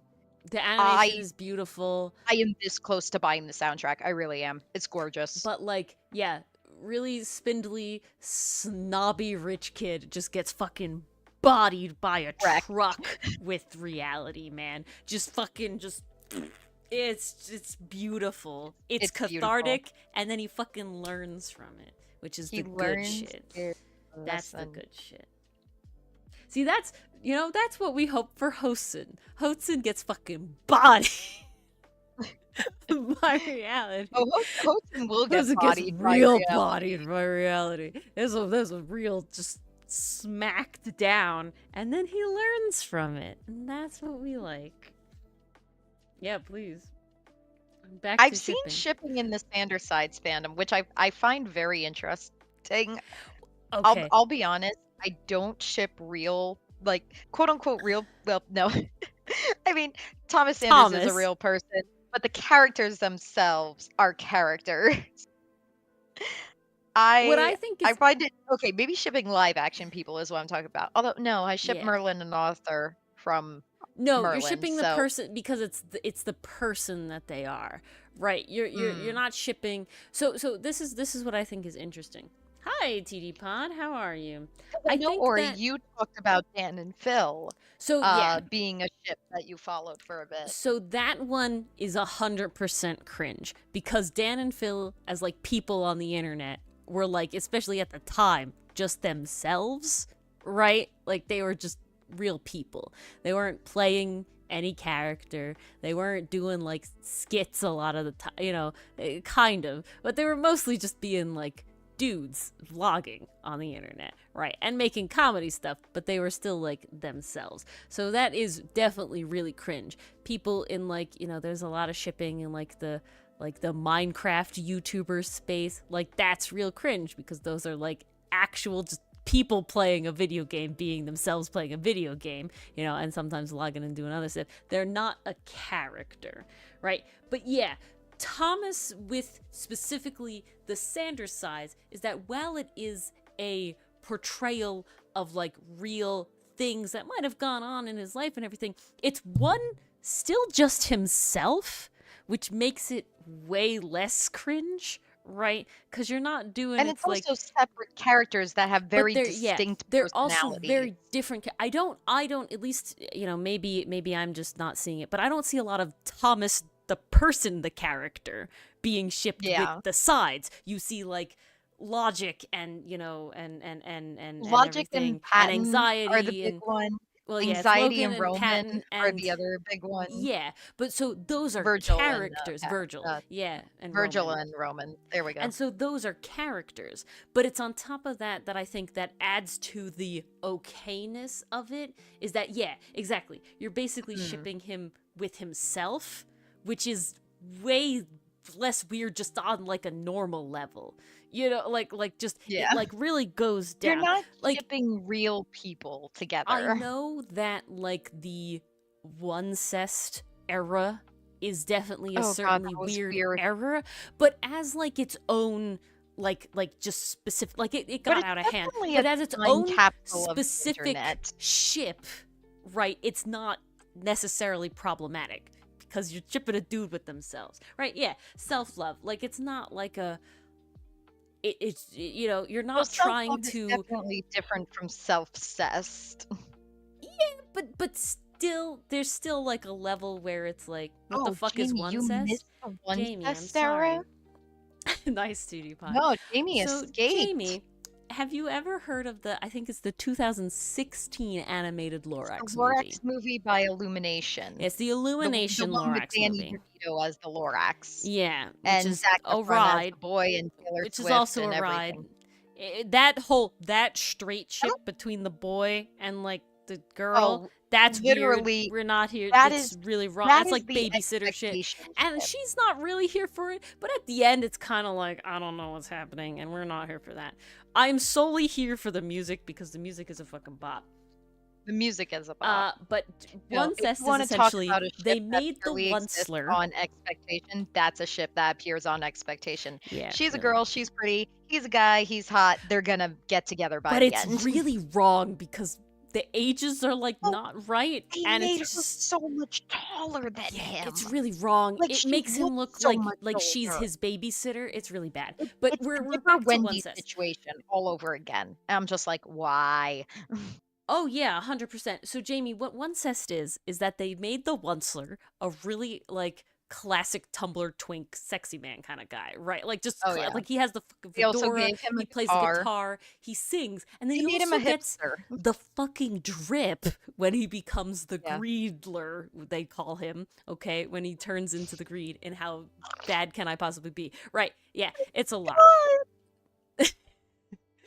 But now, the problem with the Lorax movie is that it had a lot of like fandom behind it. People really enjoyed it, especially making memes on everything of it, and like the songs Fucking were off. bops and everything like that. But so it had a fair amount of following. But now the problem is that the human innate need to ship characters in fandom apparently is a thing that a lot of people experience. They can't just have not that, which, you know, And this movie shipping did is not fun. have a large enough But this cast didn't to have a make ships diverse fit. enough cast, right? You have the villain, Well, it who didn't is have a Lord diverse enough Farquaad cast, but 2. it also didn't have a big enough cast. Yeah. Like, it was mostly his family in the flashback, and I mean, that's how the I've story seen goes in some the people first ship place. the Wrestler with the Lorax. I know. That one's Don't weird. need that. Okay, so yeah, so the options Has are a very is small in the subset, thank God. Onceler's time, because the Onceler's in the past, right? He's old in the present. So when we're hearing his story, the only characters he interacts with are the Lorax, other forest animals, and his own family. Yeah. Then there's like Not a lot random to side characters that appear in Everybody Needs a Need, but they're no really named But characters. nobody with a And so personality. the desire to Nothing ship to this work with. really like classically like scratch that like Tumblr brain hipster era kind of guy with somebody was so necessary that what they did is that since he has like two distinct categories of being before consumed by greed and after consumed by greed, where he has two different character designs, they shipped those two together. And it was a whole thing. And then really because weird. of that, what happened was that everybody got really, like a lot of people got really into it, where they started making their own Oncelers. Right? So I talked about how it was like the Greedler, right? So you could make your own Onceler. Yeah, this is where it gets out of hand, right? The first step like is okay. Your Sonic OC. Yeah, but Maybe worse for because Sonic it's or Warrior literally Cats one OC. person, right? It's making if you're only Sonic, not you're in the Sonic universe, you're just Sonic, but like with a different outfit and a different personality. You know, but you're literally like on model Onceler otherwise. Yeah. Right. Oh god, it was such a weird time on And Tumblr. you know, there was a lot of shit that went into original the character.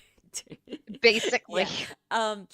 And so that was sort of like where it devolved into, and there was like a whole bunch of things, and then obviously people were shipping their It was own called Oncelers Fans with were other called Oncelers Oncelings. and or regional, yeah. And yeah, no, exactly. That's why it was so weird, because it was one of those, it hit a niche where like a lot of people like Dr. Seuss books, and the Lorax is a really fun Dr. Seuss book. And I love Dr. Seuss books, and I love the Lorax. I mean, look at me being a tree nerd. Of course I fucking love the Lorax. And the original animated TV length special is great. Okay, like it's still really good. And it holds up so well, it's you still guys. really good. So when you get it in this like really fun design animation thing, and with these funky songs that are just again really fun to meme, and like how bad can I possibly be is a bop if you deny like you're lying to yourself. You know, it's cringe, but whatever. And it just created this fandom in your life. and created this Life's fandom. too short I'm to not sorry, have cringe. Jamie. I'm sorry I ruined it for you. Yeah, it created this whole thing. Tumblr is a wild place, but it used to be way wilder. Yeah. Oh yeah. It definitely mellowed It's down after the definitely big tamed over exodus, years. and now it's just the people that are like, I feel like it's a lot of older fandom people, right? Where it's definitely like they're not like young when you first get on Tumblr, so it's a lot more chill in that sense, but it's still where the weirdos live. I've ruined a good movie. How dare I? Is it a good movie? Is it a good movie though? I don't Ori know. for It's shame. a Wait. fun time, but is it a good movie? It's a popcorn movie. It is a popcorn movie. If we're going to compare it to the original cartoon surpasses it by a country mile. Horton Hears a Who, way better. Horton Hears a Who, way better. I'd even argue The Grinch starring Jim Carrey. I just like Jim Carrey in that movie. I can't get behind the live action Grinch very much. I don't know what it is. You know, it's just such a fever dream. Yeah, they made so many weird choices, but Jim Carrey is giving it his all in that movie. I do enjoy it.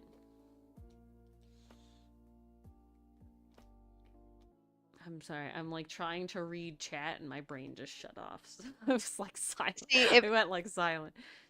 I would call it a guilty Oh, pleasure or a 100%, popcorn Nicole. movie. Yeah, Like, I'm it's not a guilty pleasure movie. It's it's a no movie that I'm Spider-Verse. definitely I'm like, not getting anything no. deep out of this. I'm not getting a It's a life lesson fun out of this. movie. I'm It's just definitely vibing. like I want to celebrate like Earth Day or Arbor Day. It goes on Yeah. the list with And this Fern fits the Gully, theme. you know? I don't think and Epic. Those are Oh, the yeah. three. Fern Gully, Epic, and the And Lorax. Avatar. Can't forget Avatar.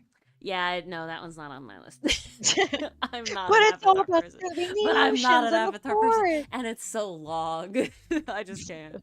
I could not sit That's through true. that You'd be movie there again. for freaking ever. Yeah, I could not sit through that movie again. Doubling eye color baby. Yeah. Oh my god. But yeah, if you want a Flashbacks. good Arbor Day or Earth Day movie watch rec, you do the Lorax, you do Fern The original Gully, Lorax. and the original animated Lorax TV special and Epic. Yeah. Those are the ones I'm here for. That's the way to go. That's the way to go, indeed. Because those are specifically about like climate change and rot and shit. You know, there's a bunch of other like nature movies, but they're more like internal struggles. Like not Epic. Like A Bug's Life is like about nature, but it's not about like climate change and shit. Yeah. If I remember correctly, it's like they have the Oh yeah, no. lost guy. Bug's Life is about a bug trying to prove himself and fit into the colony. Yeah, Duty Bug. Tim Curry killed it in that role, let's be honest. Yeah, really. But yes, shipping can go in all kinds of directions. You can have people who solely stick to the canon ships that they are given and really I enjoy was gonna those. say a car. You I'm could like, I get think I'm people who want to make missing their own something. ships. And that's the Or fun you about could it. get people who are so desperate to ship that they will ship a character with his future self. I also think and this could be an interesting scenario, Mars, especially because we're very ace. It could play into this, but I feel like a lot of people lean into ships for, you know, especially like creative writing purposes because it's quote unquote easy in the abstract, right? It's not necessarily easy to write anything good at any point in time, no matter what it is, but it's like easy to get started. You know, like it's easy as an abstract idea to like write about a ship. Like you already have like half Oh the yeah. plot done. You know, The right? work is basically done for you. Exactly. If you're working within the same universe, the world building is already there. The characters' personalities have already been created for you. It's just up to you to put them in a specific scenario. If you're taking a canon ship that's already been confirmed in the show or the book, you're essentially just giving people more of what they already like because it already exists, it's already been confirmed. If you're talking a fandom ship, a non-canon ship, then you're giving people what they would like to see, or maybe even some they don't know they'd like to see, but are like, oh yeah, that dynamic makes sense when you think about it.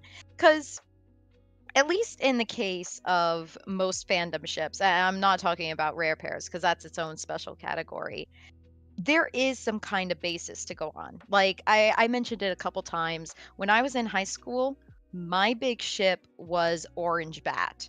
That was the ship name for Inaho Kaizuka and Slain Yay, Troyard from pastry Al puff! Noah Zero. Oh yeah, you finished the design pastry puff. Amazing. Oh, Almost. almost. I Close. missed the word Soon. almost. How dare you, I Mars? only saw the word finished and got The excited. load bearing almost. I still am here Um, today. but that was my main ship in high school, and I'm trying to think what direction I went in this. Ah, yes. So, Sorry. so I really like this ship, even though in canon they Oh barely my god, interact with each PCM. other, but their presence in each other's lives is definitely felt. Like whatever one character decides in his plot line is going to affect Slane in his plot line because it's a war, and they're both fighting on opposite sides. Now, the series of Al No Zero, and spoilers, so if you want to cover your ears, now is the time to do it. It ends with Slane Troyard being captured by the Earth Federation and Inaho took him prisoner, essentially. He took him prisoner for his crimes. Now he has to pay his dues, and that's when the series ends. Now, what I found so intriguing about this particular pair was that there was so much more to work with, because as soon as I finished the series, I started looking at the fan fiction. And people took this in an interesting direction where they continued following the story after Slain had been imprisoned. They started saying, well, what if Inaho kept visiting Slain in the prison? What if eventually Slain got out and was allowed to restart his life? What if Inaho continued to look after him after he was freed? And then they went into a house together and they picked a place by the beach, because there's all this talk about the ocean, and the sky being blue is a motif throughout the entire show, and it's really freaking good. And that was something that one, or you mentioned as a creative writing exercise, Mm-hmm. was really intriguing, because while they did interact in show, there were still minimal interactions. But this idea of rivals to lovers was very intriguing, but also the potential of everything that could happen once the story ended was also intriguing to me and a lot of other fans that continued to write.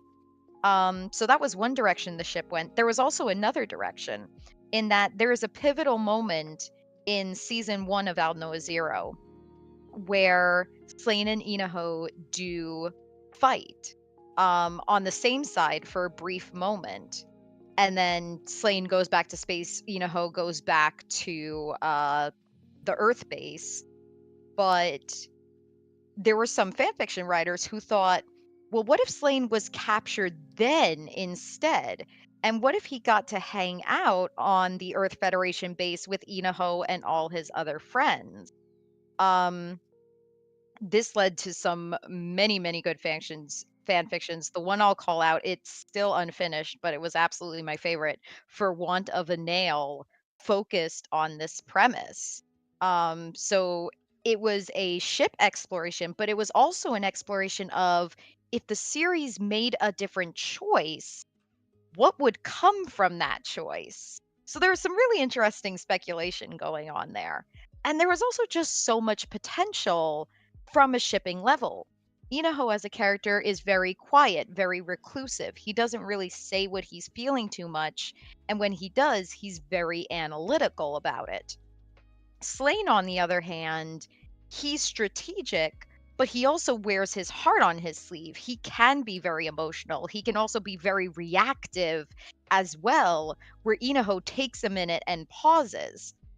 That in and of itself is a very interesting dynamic, because you think, well, how would those two personalities, one, not only interact with each other, how would they confess to each other? Who would confess first? What would Inaho do?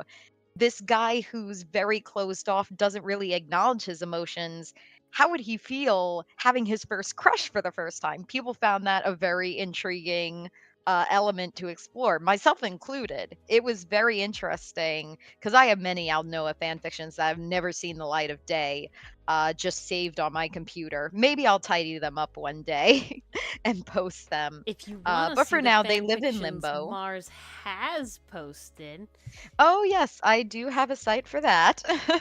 you can. It's called Archive of Our Own. It's Yes, under this tag, Lore of I'm Mars. gonna get it. So far, it's a lot of Ashwood. It's There mostly is an Vashwood. orange bat on there. There is an There orange is bat one, Christmas fic that I did tidy up last year. There's a Psyche K Mob Psycho which is not crossover a fic, ship. and It's there's just a crossover. It's great. that They're one's just just a bros. brotherly It's just good times. crossover. They're just vibing. They're chill. And then there's a Sword of the Stranger implied death fic. So proceed with caution Again, read the if you're tags, not into guys. that. You gotta do it. Read the Read tags. the tags. I will warn, Sword of the Stranger was my first fic I ever uploaded, so I was still learning the tag system. I just haven't edited it because I'm lazy and I keep forgetting to. Um Here it Oh, I is. love Psyche K. If you That show can. was hilarious. We watched it in dub. It was So we amazing. technically haven't watched all of that came out because it's not We missed all season dubbed 2.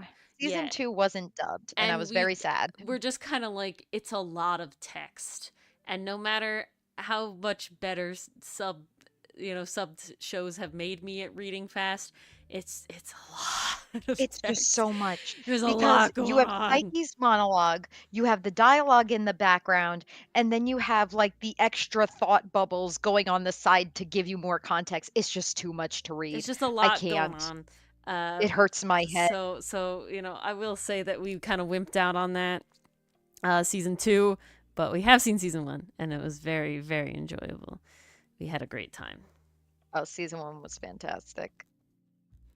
Maybe picture, but I know. So really quick aside, I am a slow reader just in general overall, and It's amazing we can watch anime at all well, subbed. yeah. So the sole reason that I'm good at closed captions is because I forced myself to do it watching Fairy Tale, because when I like looked into which I should do, they were like, yeah, it's not all dubbed, right? So but it is all subbed, everything that's out. So it's like, I don't want to switch halfway through. That'll be weird. So that was my first ever thing I watched subbed.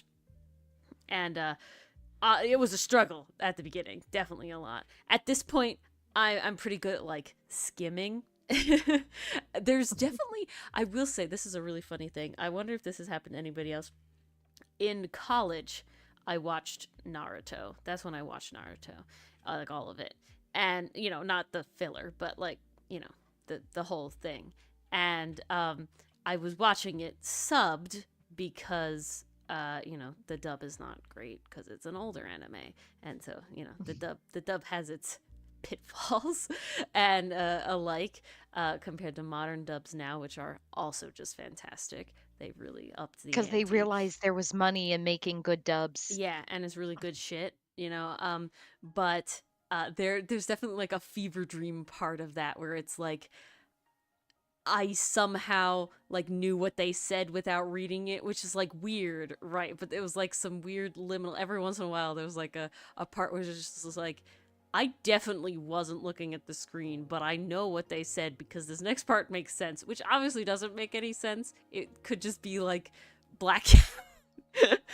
Whatever. I don't even fucking know. But it's never happened, before nor since. But it was definitely like sort of like a fever state of like somehow Ori knows Japanese for like 30 seconds and that's it. Or they just used a combination of words that like I've heard before, so you know what it means. Who knows? We're not talking about like I heard them say like Oh, I kawaii understand or that. datebayo, like I don't it was like full on like sentences, but it was again like not for very long. It only ever happened to be during that part like with Naruto Shippuden, and it was just like That's hilarious. weird wild brain shit, so For 4.5 seconds, you knew Japanese. literally though, that's what it definitely felt like. And there's probably some like explanation of where like, no, you read it, your just brain like cut that part out, or like it was like an exact one-to-one phrase and your brain had a moment of like clarity where it knew that one-to-one phrase was the same.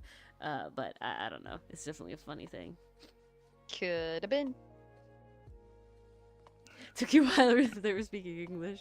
Yeah, we watched Mars showed me Megalobox, and there's just one small portion where there's a bunch of characters of other nationalities that come to Japan. So there's an American guy, I think he was from Spain, or was he a Mexican Spanish guy. He was a Spanish guy, but they leaned into Mexican design. They like did both. It was weird. It was like a weird sort of thing. But he was supposedly Japan's from not Spain. the greatest with cultural representation. And then was there one more, or that was it? I think that was it.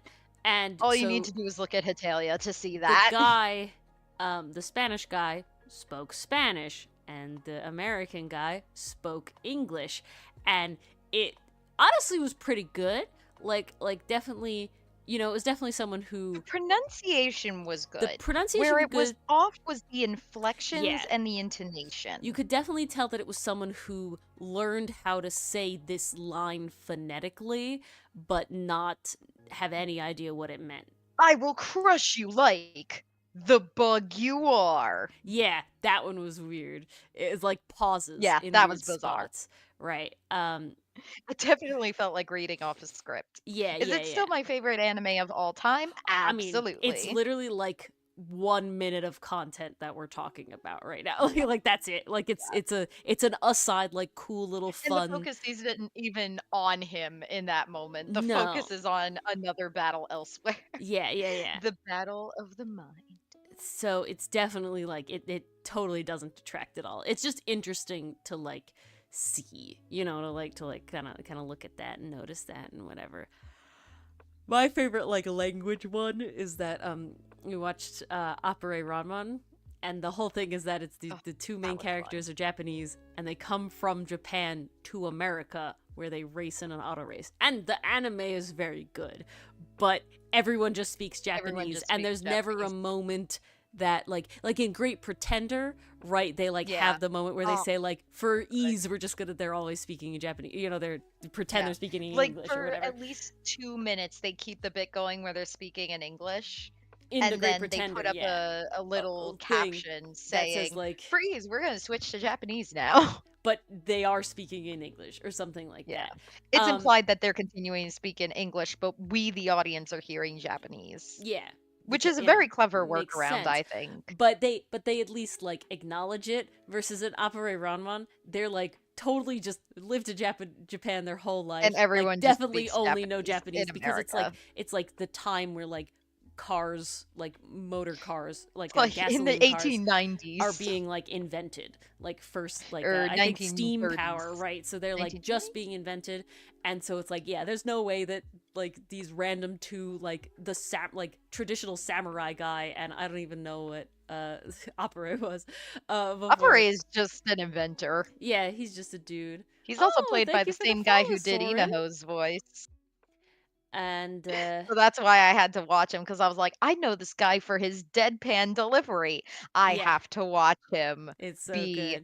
Absolutely crazy. And then I found out he also played Tanjiro in Demon Slayer, and I was like, oh, okay. So good.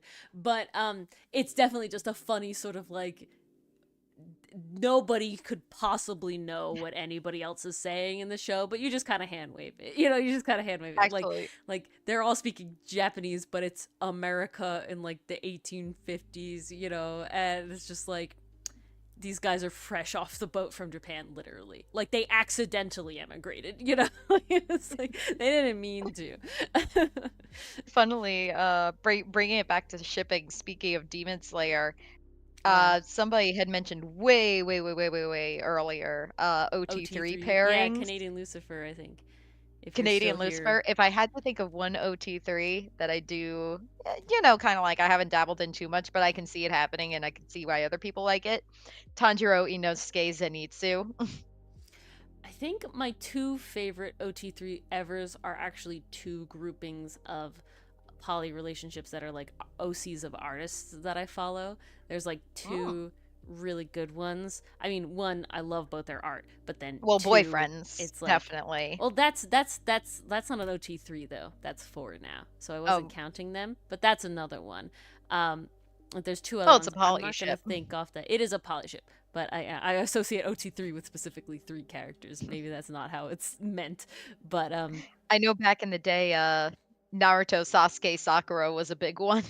The only OT3 I've ever read like fan fiction for was definitely like the Shiro Keith Lance. That one was the big one. I think that was it. I remember seeing a couple of those. That one was a big one. Yeah. But otherwise, yeah, the 2 that I like follow are like just 2 artists that I'm unfortunately will not remember the names off the top of my head because they all have like varying names. And but they're really good. One is like a French, I'm pretty sure they're French, a French artist who does these 3 men, and one of them they're all like really, really handsome or pretty, and they're like high fashion shit. So like 90% of it is just like them dressing up really nice and going out and like having like a classic like 1900s like Great Gatsby-esque like party time, and then like fun. shielding each other from the rain or like putting their jackets down. And so it's like 2 much more like masculine men and then one much more feminine man. And his name is Rose, and he's not trans. He's just, he's just very feminine, which is great, and it's top tier shit. So he wears a lot of dresses, and the other two men are just very dapper, like suits and other sort of like, again, high fashion is the best way I can put it, because it's not necessarily feminine clothing, but it's definitely very like Stylized? fancy and like not even stylized. It's just like a lot of floral patterns and a lot of stuff, but they do it in a way that is still really masculine. It's like, okay, I'm gonna try to find it if I can. You gotta provide evidence, Ori. I need to see this. I may start watching this now. This is not what I just watching spelled. Reading. It's this, and it's Instagram. It's not like a comic. I will throw it's this just into an the artist that I follow. I'll throw this into the ring real quick while Ori tries to find a reference. But one of the most fun things about shipping is also coming up with the ship name as well. Like, you could definitely go the let's combine the name route, like Gallio for Gallo and Leo from Promare. Love that one. Or you could go a different route, like for Orange Bat, like Enoho pilots an orange mech, and he calls Slain Bat because of the design of the ship he flies. So the ship name is Orange Bat. I'm curious, do you guys have a favorite ship name? And you could pop them in chat if you like. Ooh, that is pretty. So, oops, I zoomed out of it. So this is Girlane on the left. I'm definitely pronouncing it wrong, but I've only ever read it. And Rose, he's here. And then there's also, they have another, but it's just really pretty. This is specifically the Nutcracker, which obviously I'm fucking obsessed. I was about to say, this reminds me obviously, of the Nutcracker. It is the Nutcracker. Obviously, I'm fucking obsessed. This is the third character, Ami. And they're just good shit. But they're just all really pretty, and they all dress really, really nice. Like fucking, okay, this is the shit I'm talking about. Right here, right now. Look how fucking manly he is, but also absolutely gorgeous. And then you have Rose just fucking slaying. He's great. And then Ami with the fucking like print. It's just that's beautiful. So good. They're just beautiful. I'm sorry. They're just like the fashion that everybody wants to have. Like, I don't even know how to explain. They're just really, really fashionable. Okay, and again, I'm sucker for Nutcracker. Like, Jesus fucking great. Yes, he's a dad. He's a single dad. He's really cute. It's so good. Okay, the name is Avril Circus. I'll send a link. But just, like, love the art.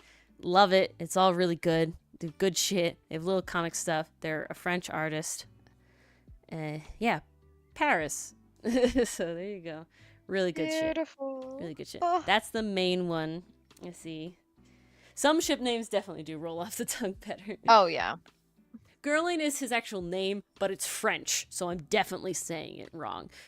Rose, easy. And I think it's Ami. It's A-I-M-E with an accent. Again, Grenade's not here. So Ame, yeah, whatever. That's the third guy's name, the redhead. So they're really great. It's Avril Circus on Instagram. Super, super good. The other one, I can maybe find the other one. We'll see. Good luck, Ori. We wish you luck in your endeavors.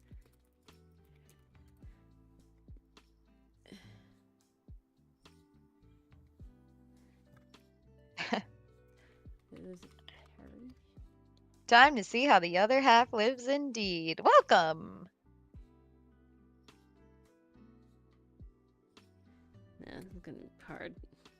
Oof. You want to come back to the other side? I'm sorry, it's weird. Dichotomy. Yep, well, that's how the other half lives. Yep. Yeah, this one's gonna be harder, I think.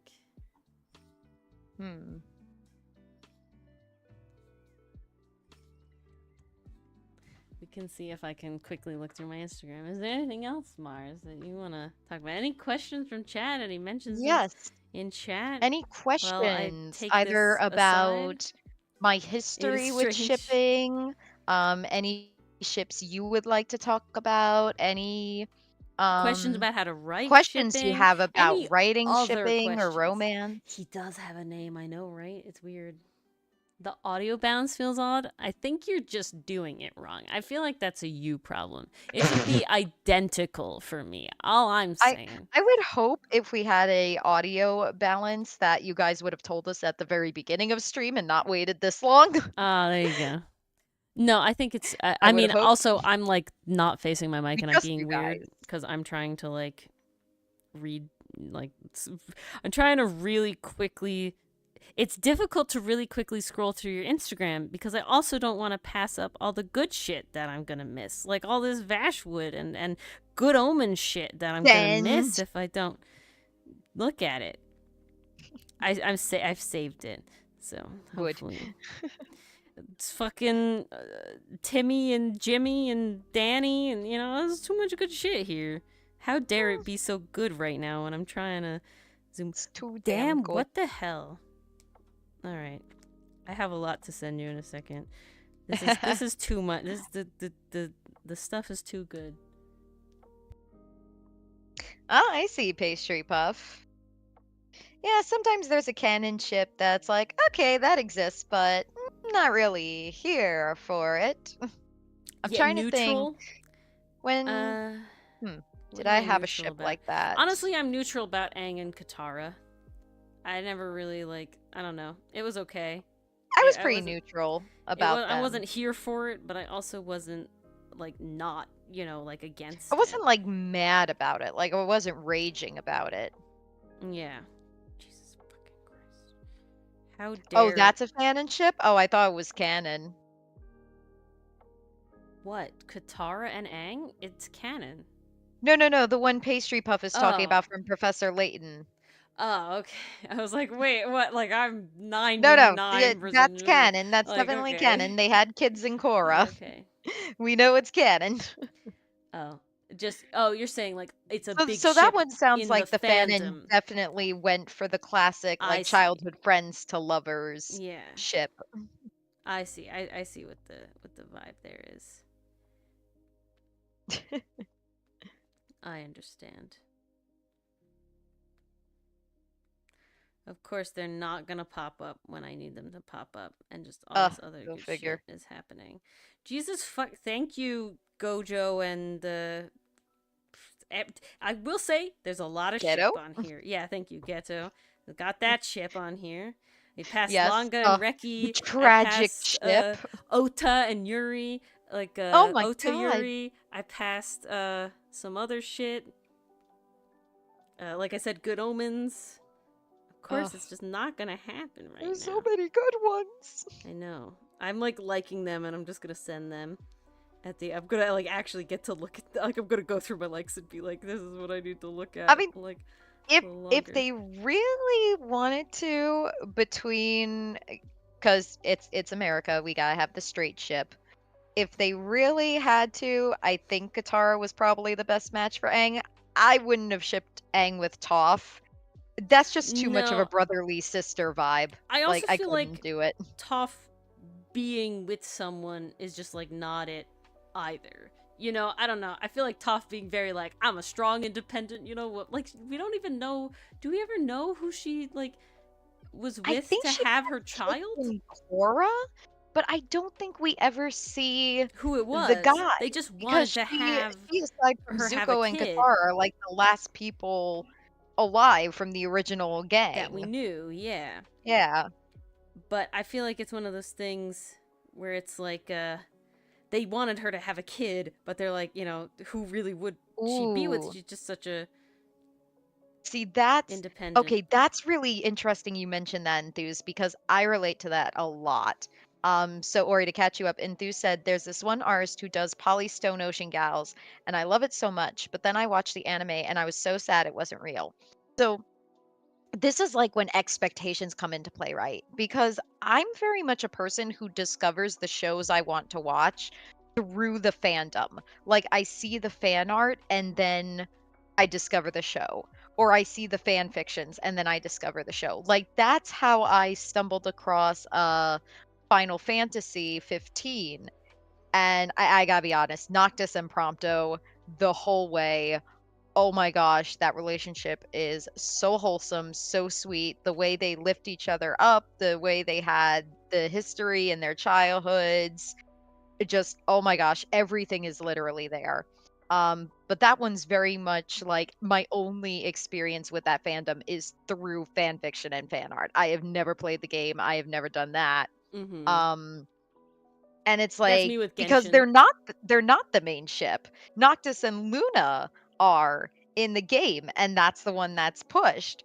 So I've definitely had experiences with shows and things where it's like I want to watch it, but because I was introduced through fandom first and I've grown attached to this ship, now I don't want to watch the show because I know the ship Yeah. isn't there and I know I'm Yeah. going to be disappointed. There was That's a another vibe. instance where that happened. Where was another instance where that happened? I'm trying to look at my pin board to see if it's Okay. coming to This is mind. the other. They're called Trusty Wookie Duh.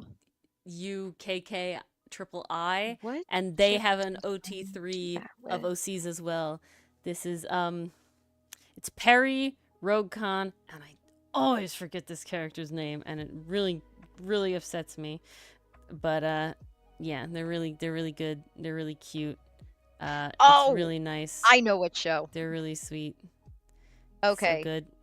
Yeah. So the I so the mean, other show I badly set my lovely. expectations for ships with was Blue Exorcist. I will Oh very yeah. much admit that when I discovered Blue Exorcist, it was back in high school, so I was definitely on I my mean, orange bat kick. look at this man. I'm Um, sorry. Just look at this man. He's oh my beautiful. gosh, He's he's lovely. He's gorgeous. everything. He's everything. Rogue Con, beautiful. Also, I mean, look at her, man. Like, Ugh, uh, chef's mm, kiss. give, give, give, Too good. give. Too good. Thank you. I want.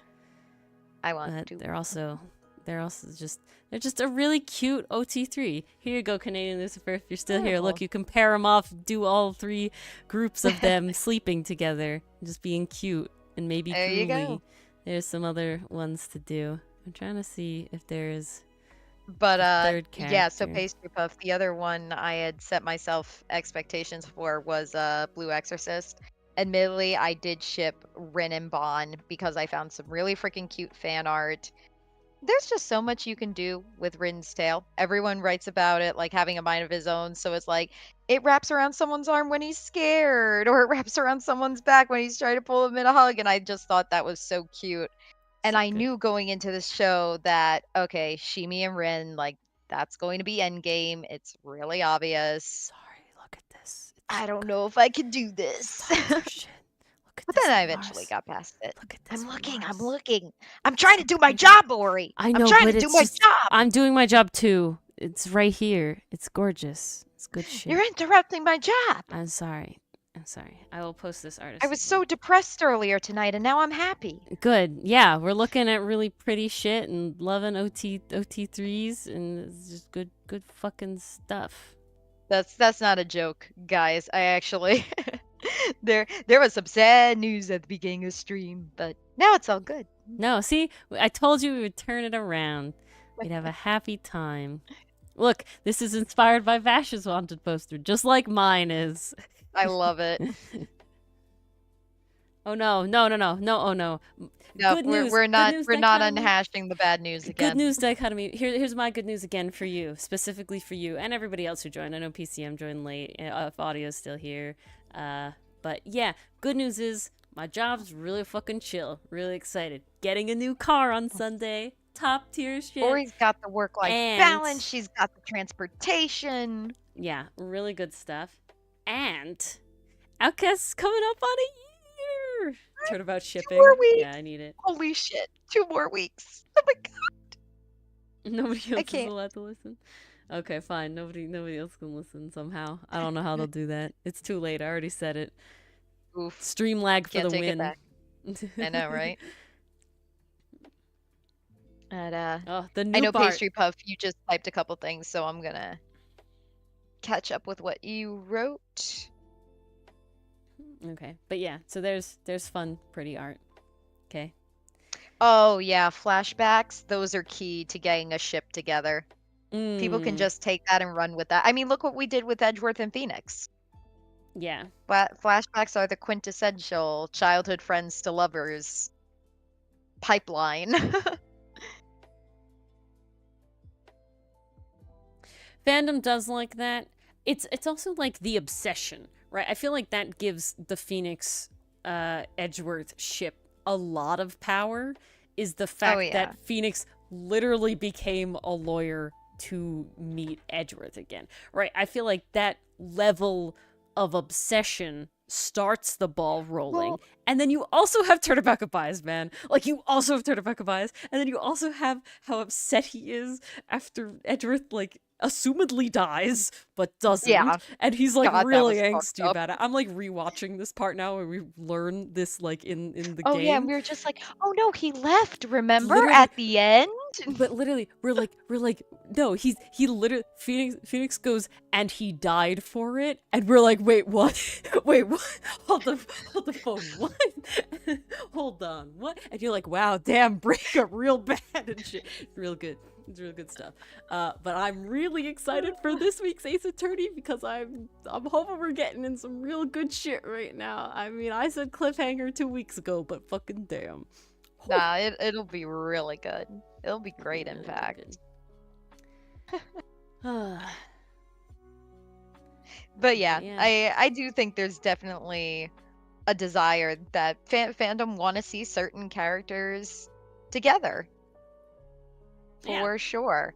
And usually it's because there is something there to work with. It's also interesting to see what Like even in the Rare hive Pair, mind there's latches still on to. something where there to work with, because in Rare Pair you see the personality and you think, well, maybe they didn't interact so much, but what if they did? What's so interesting to me always is like the consensus that fandom sometimes comes to, right? Like organically, right? Not people like gatekeeping or anything, but like someone writing, essentially doing Oh like a yeah. headcanon, and then Well, everyone a lot of essentially people decides, like yes, these jumping on the characters have bandwagon, like, oh chemistry. yeah, that's really good shit though, like, oh yeah, we like that a lot. And so Yeah. I think those are really fun. It's like, yes, peak. Good Edgeworth food. is just brooding like that. He really is. But That the man is. I think we'll start wrapping up. I know it's a little early, but I do But Ori has have a job early now, work you now. guys. But She needs her we're kind sleep. of winding down. Well, still any other questions, if you guys have any. Otherwise, I'm Yes. not gonna Like specifically I get said, Mars any going on a tangent questions again. about shipping, any questions about how to write for a ship, or even just sharing your favorite Ooh, ship, would love to go see it, for it. PCM. Would love to see Um, it. I'll see if I can name a favorite ship I haven't name dropped already. That's a tough one. Never. That's a tough one. We start naming all the good ships. Well, Uh, okay, I love Ashwood. Talk Longareki that. is great. And you mentioned Um, that. I also mentioned that. Prompto and Uh, Noctis, also I'm love it. here for Bakushima. I'm not here for Bakudeku's one. I'm here for Bakushima really, really a lot. Or Kiribaku, Bakushima is however you fun. want to say it. Both are good. That one's top tier, in my opinion. You do have enough zines about them for sure. Yeah. Really. That one's some good shit. I was definitely on a ship? huge Gallo Leo kick What's a common ship a that we long time can't ago. stand? Common ship I can't stand. A ship that people like. Let me think. That's a really good question. That I hate. There's a lot of ones where I'm like passive toward, like I don't really care. Yeah, because like I feel like I'm a rather neutral person when it comes to that. I feel this is like step one of how I make the dub go enthuse.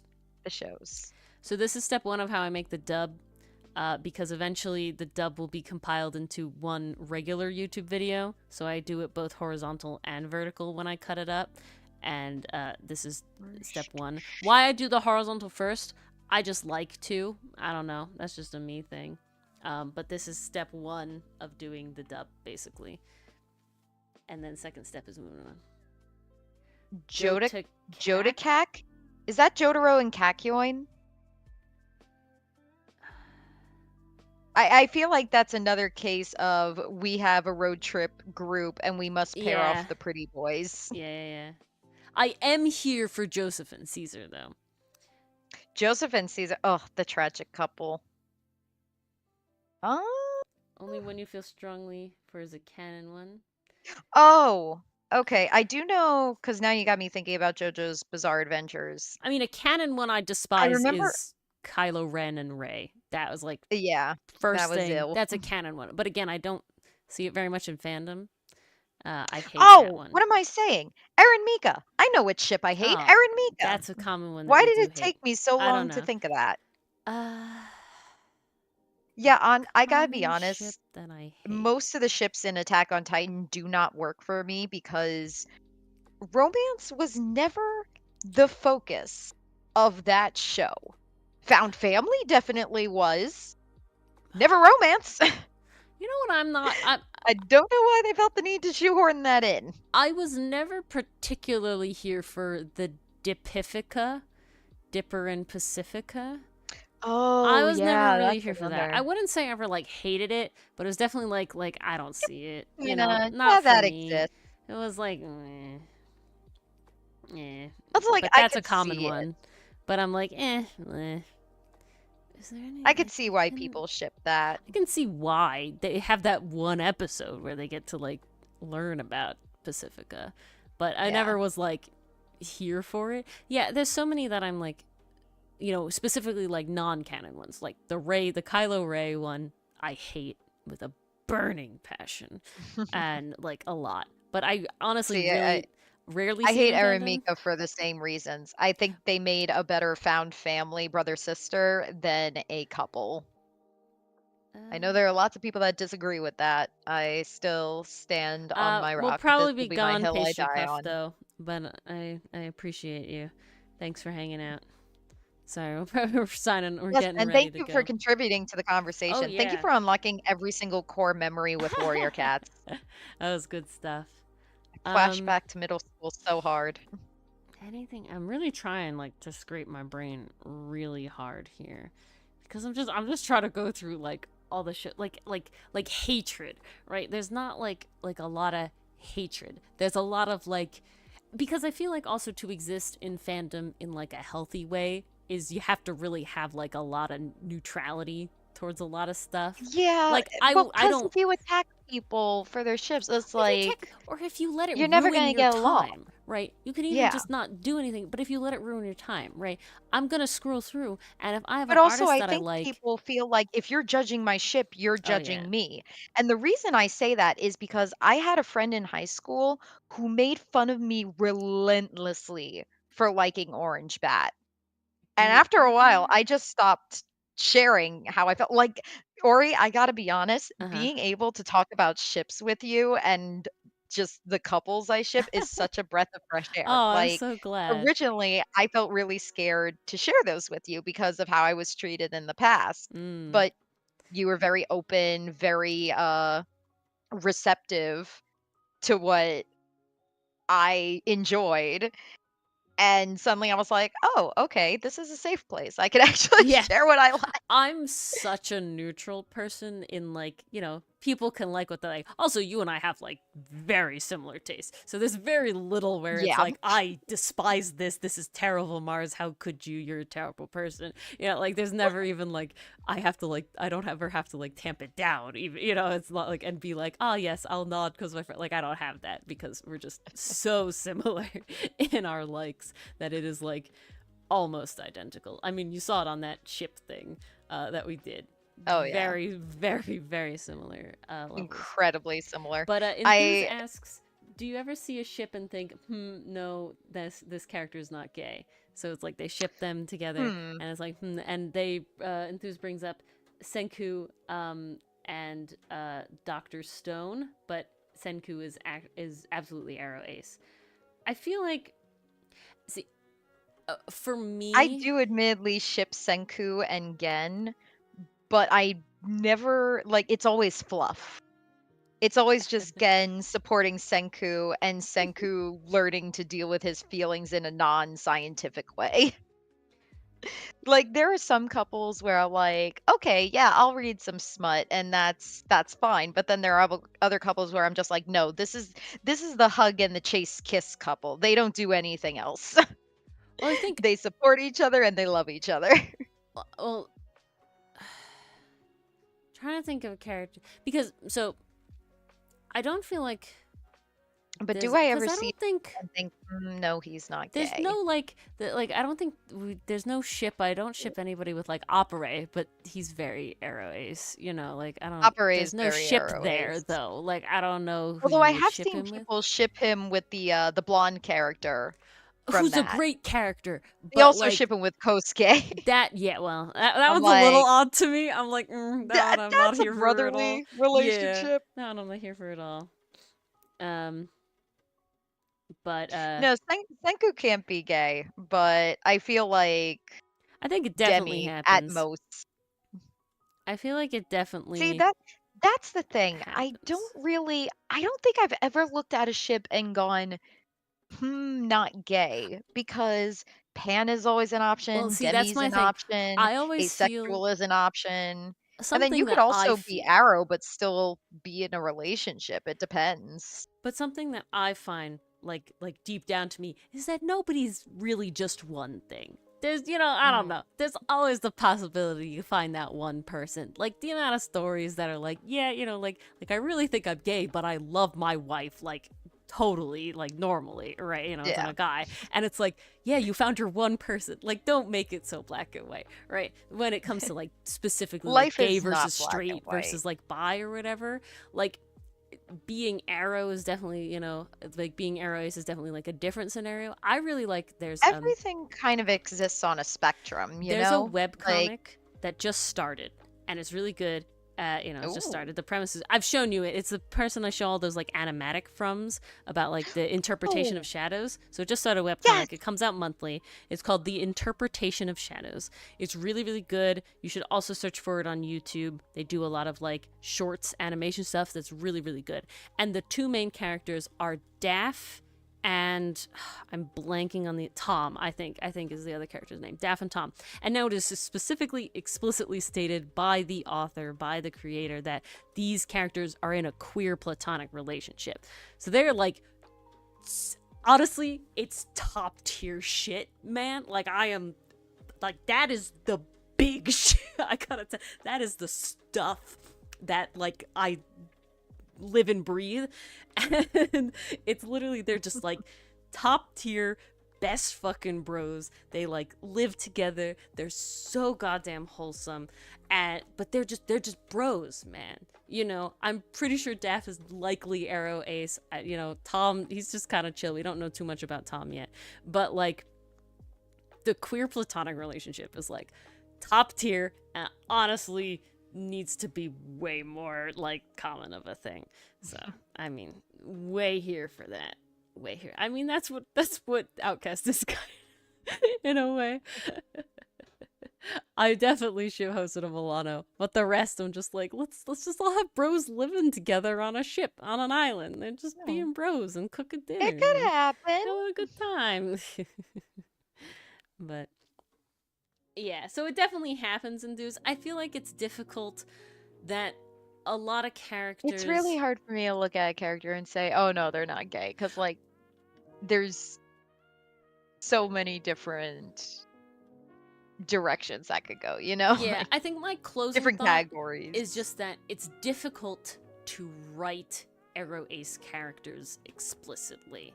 And just the way it is, without them literally like coming out and saying it in some sort of Yeah. way, right? Because it's the absence of something. And so I feel like it's a lot less common just by the nature of writing a story, because if you have interaction with there, you can read into it, like it can be read into. No worries, pastry pop. We are trying to wrap up. This is the closing statement sort of here as we go to the end screen. What are the closing statements? Shipping is fun. Shipping is fun. And don't uh, let people tell you your ship is wrong, yeah, because you're just having fun. yeah, and it can be cringe, and your old ships can be cringe, and it doesn't affect you as a person as long as you know, you keep it in the ship world, you know? You don't take weird information into real life. And yeah, Don't do a Voltron. don't do Voltron. That's the lesson here. And be really discriminatory with shipping real people. I don't know what the word I want is there, but you know what I mean. I think transparent was the word you wanted. That was not the word I wanted. Just like discreet? Discerning, I guess. Discerning might be the word. Be really discerning when you're shipping like real people. Some like there's niche. It's a niche thing. You gotta be wary. But yeah, because I haven't. I'm sorry, dichotomy. Life is hard. Ori's got a job now. I had my first day yesterday. I'm trying to figure out my work-life balance. We'll get to it. I'm sorry. It's okay. She'll get there. It's been really busy. I'll watch it. I like Voltron. I'm sorry, dichotomy. I'm sorry. However, thank you for being a YouTube member, and to all our other lovely YouTube members. Oh my gosh. That I'll thank zoom you one more time. so much for joining Thank us, you. for listening to our very incoherent ramblings. Well, can you send me the link, Dichotomy? It's just in the Discord. You can find it. Just search it. Okay, I'll find it. Just search Voltron Despacito and it'll literally come up. Thank you to all our members. Yes, all our members. All the ones that just went by faster than I could read. Hit 1,000 this year, 2024. Yes. 1,000 on YouTube, guys. We're gonna do it.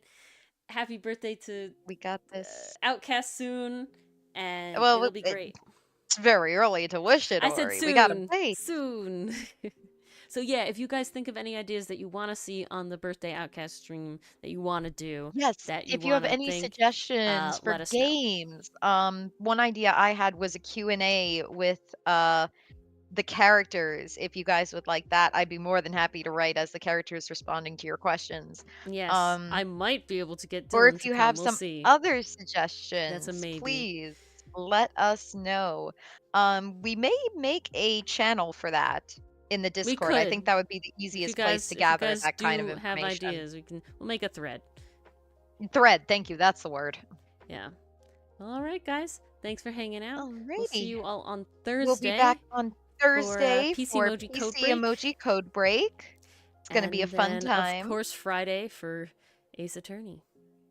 Yes. And I'm Saturday on Kaz's stream for Charity with Dichotomy. Yes. Dichotomy's on the stream that's gonna be so fun, you guys. Very interesting. All right, guys. Have a good night, and we'll see you on Thursday. Have a good one. Bye-bye.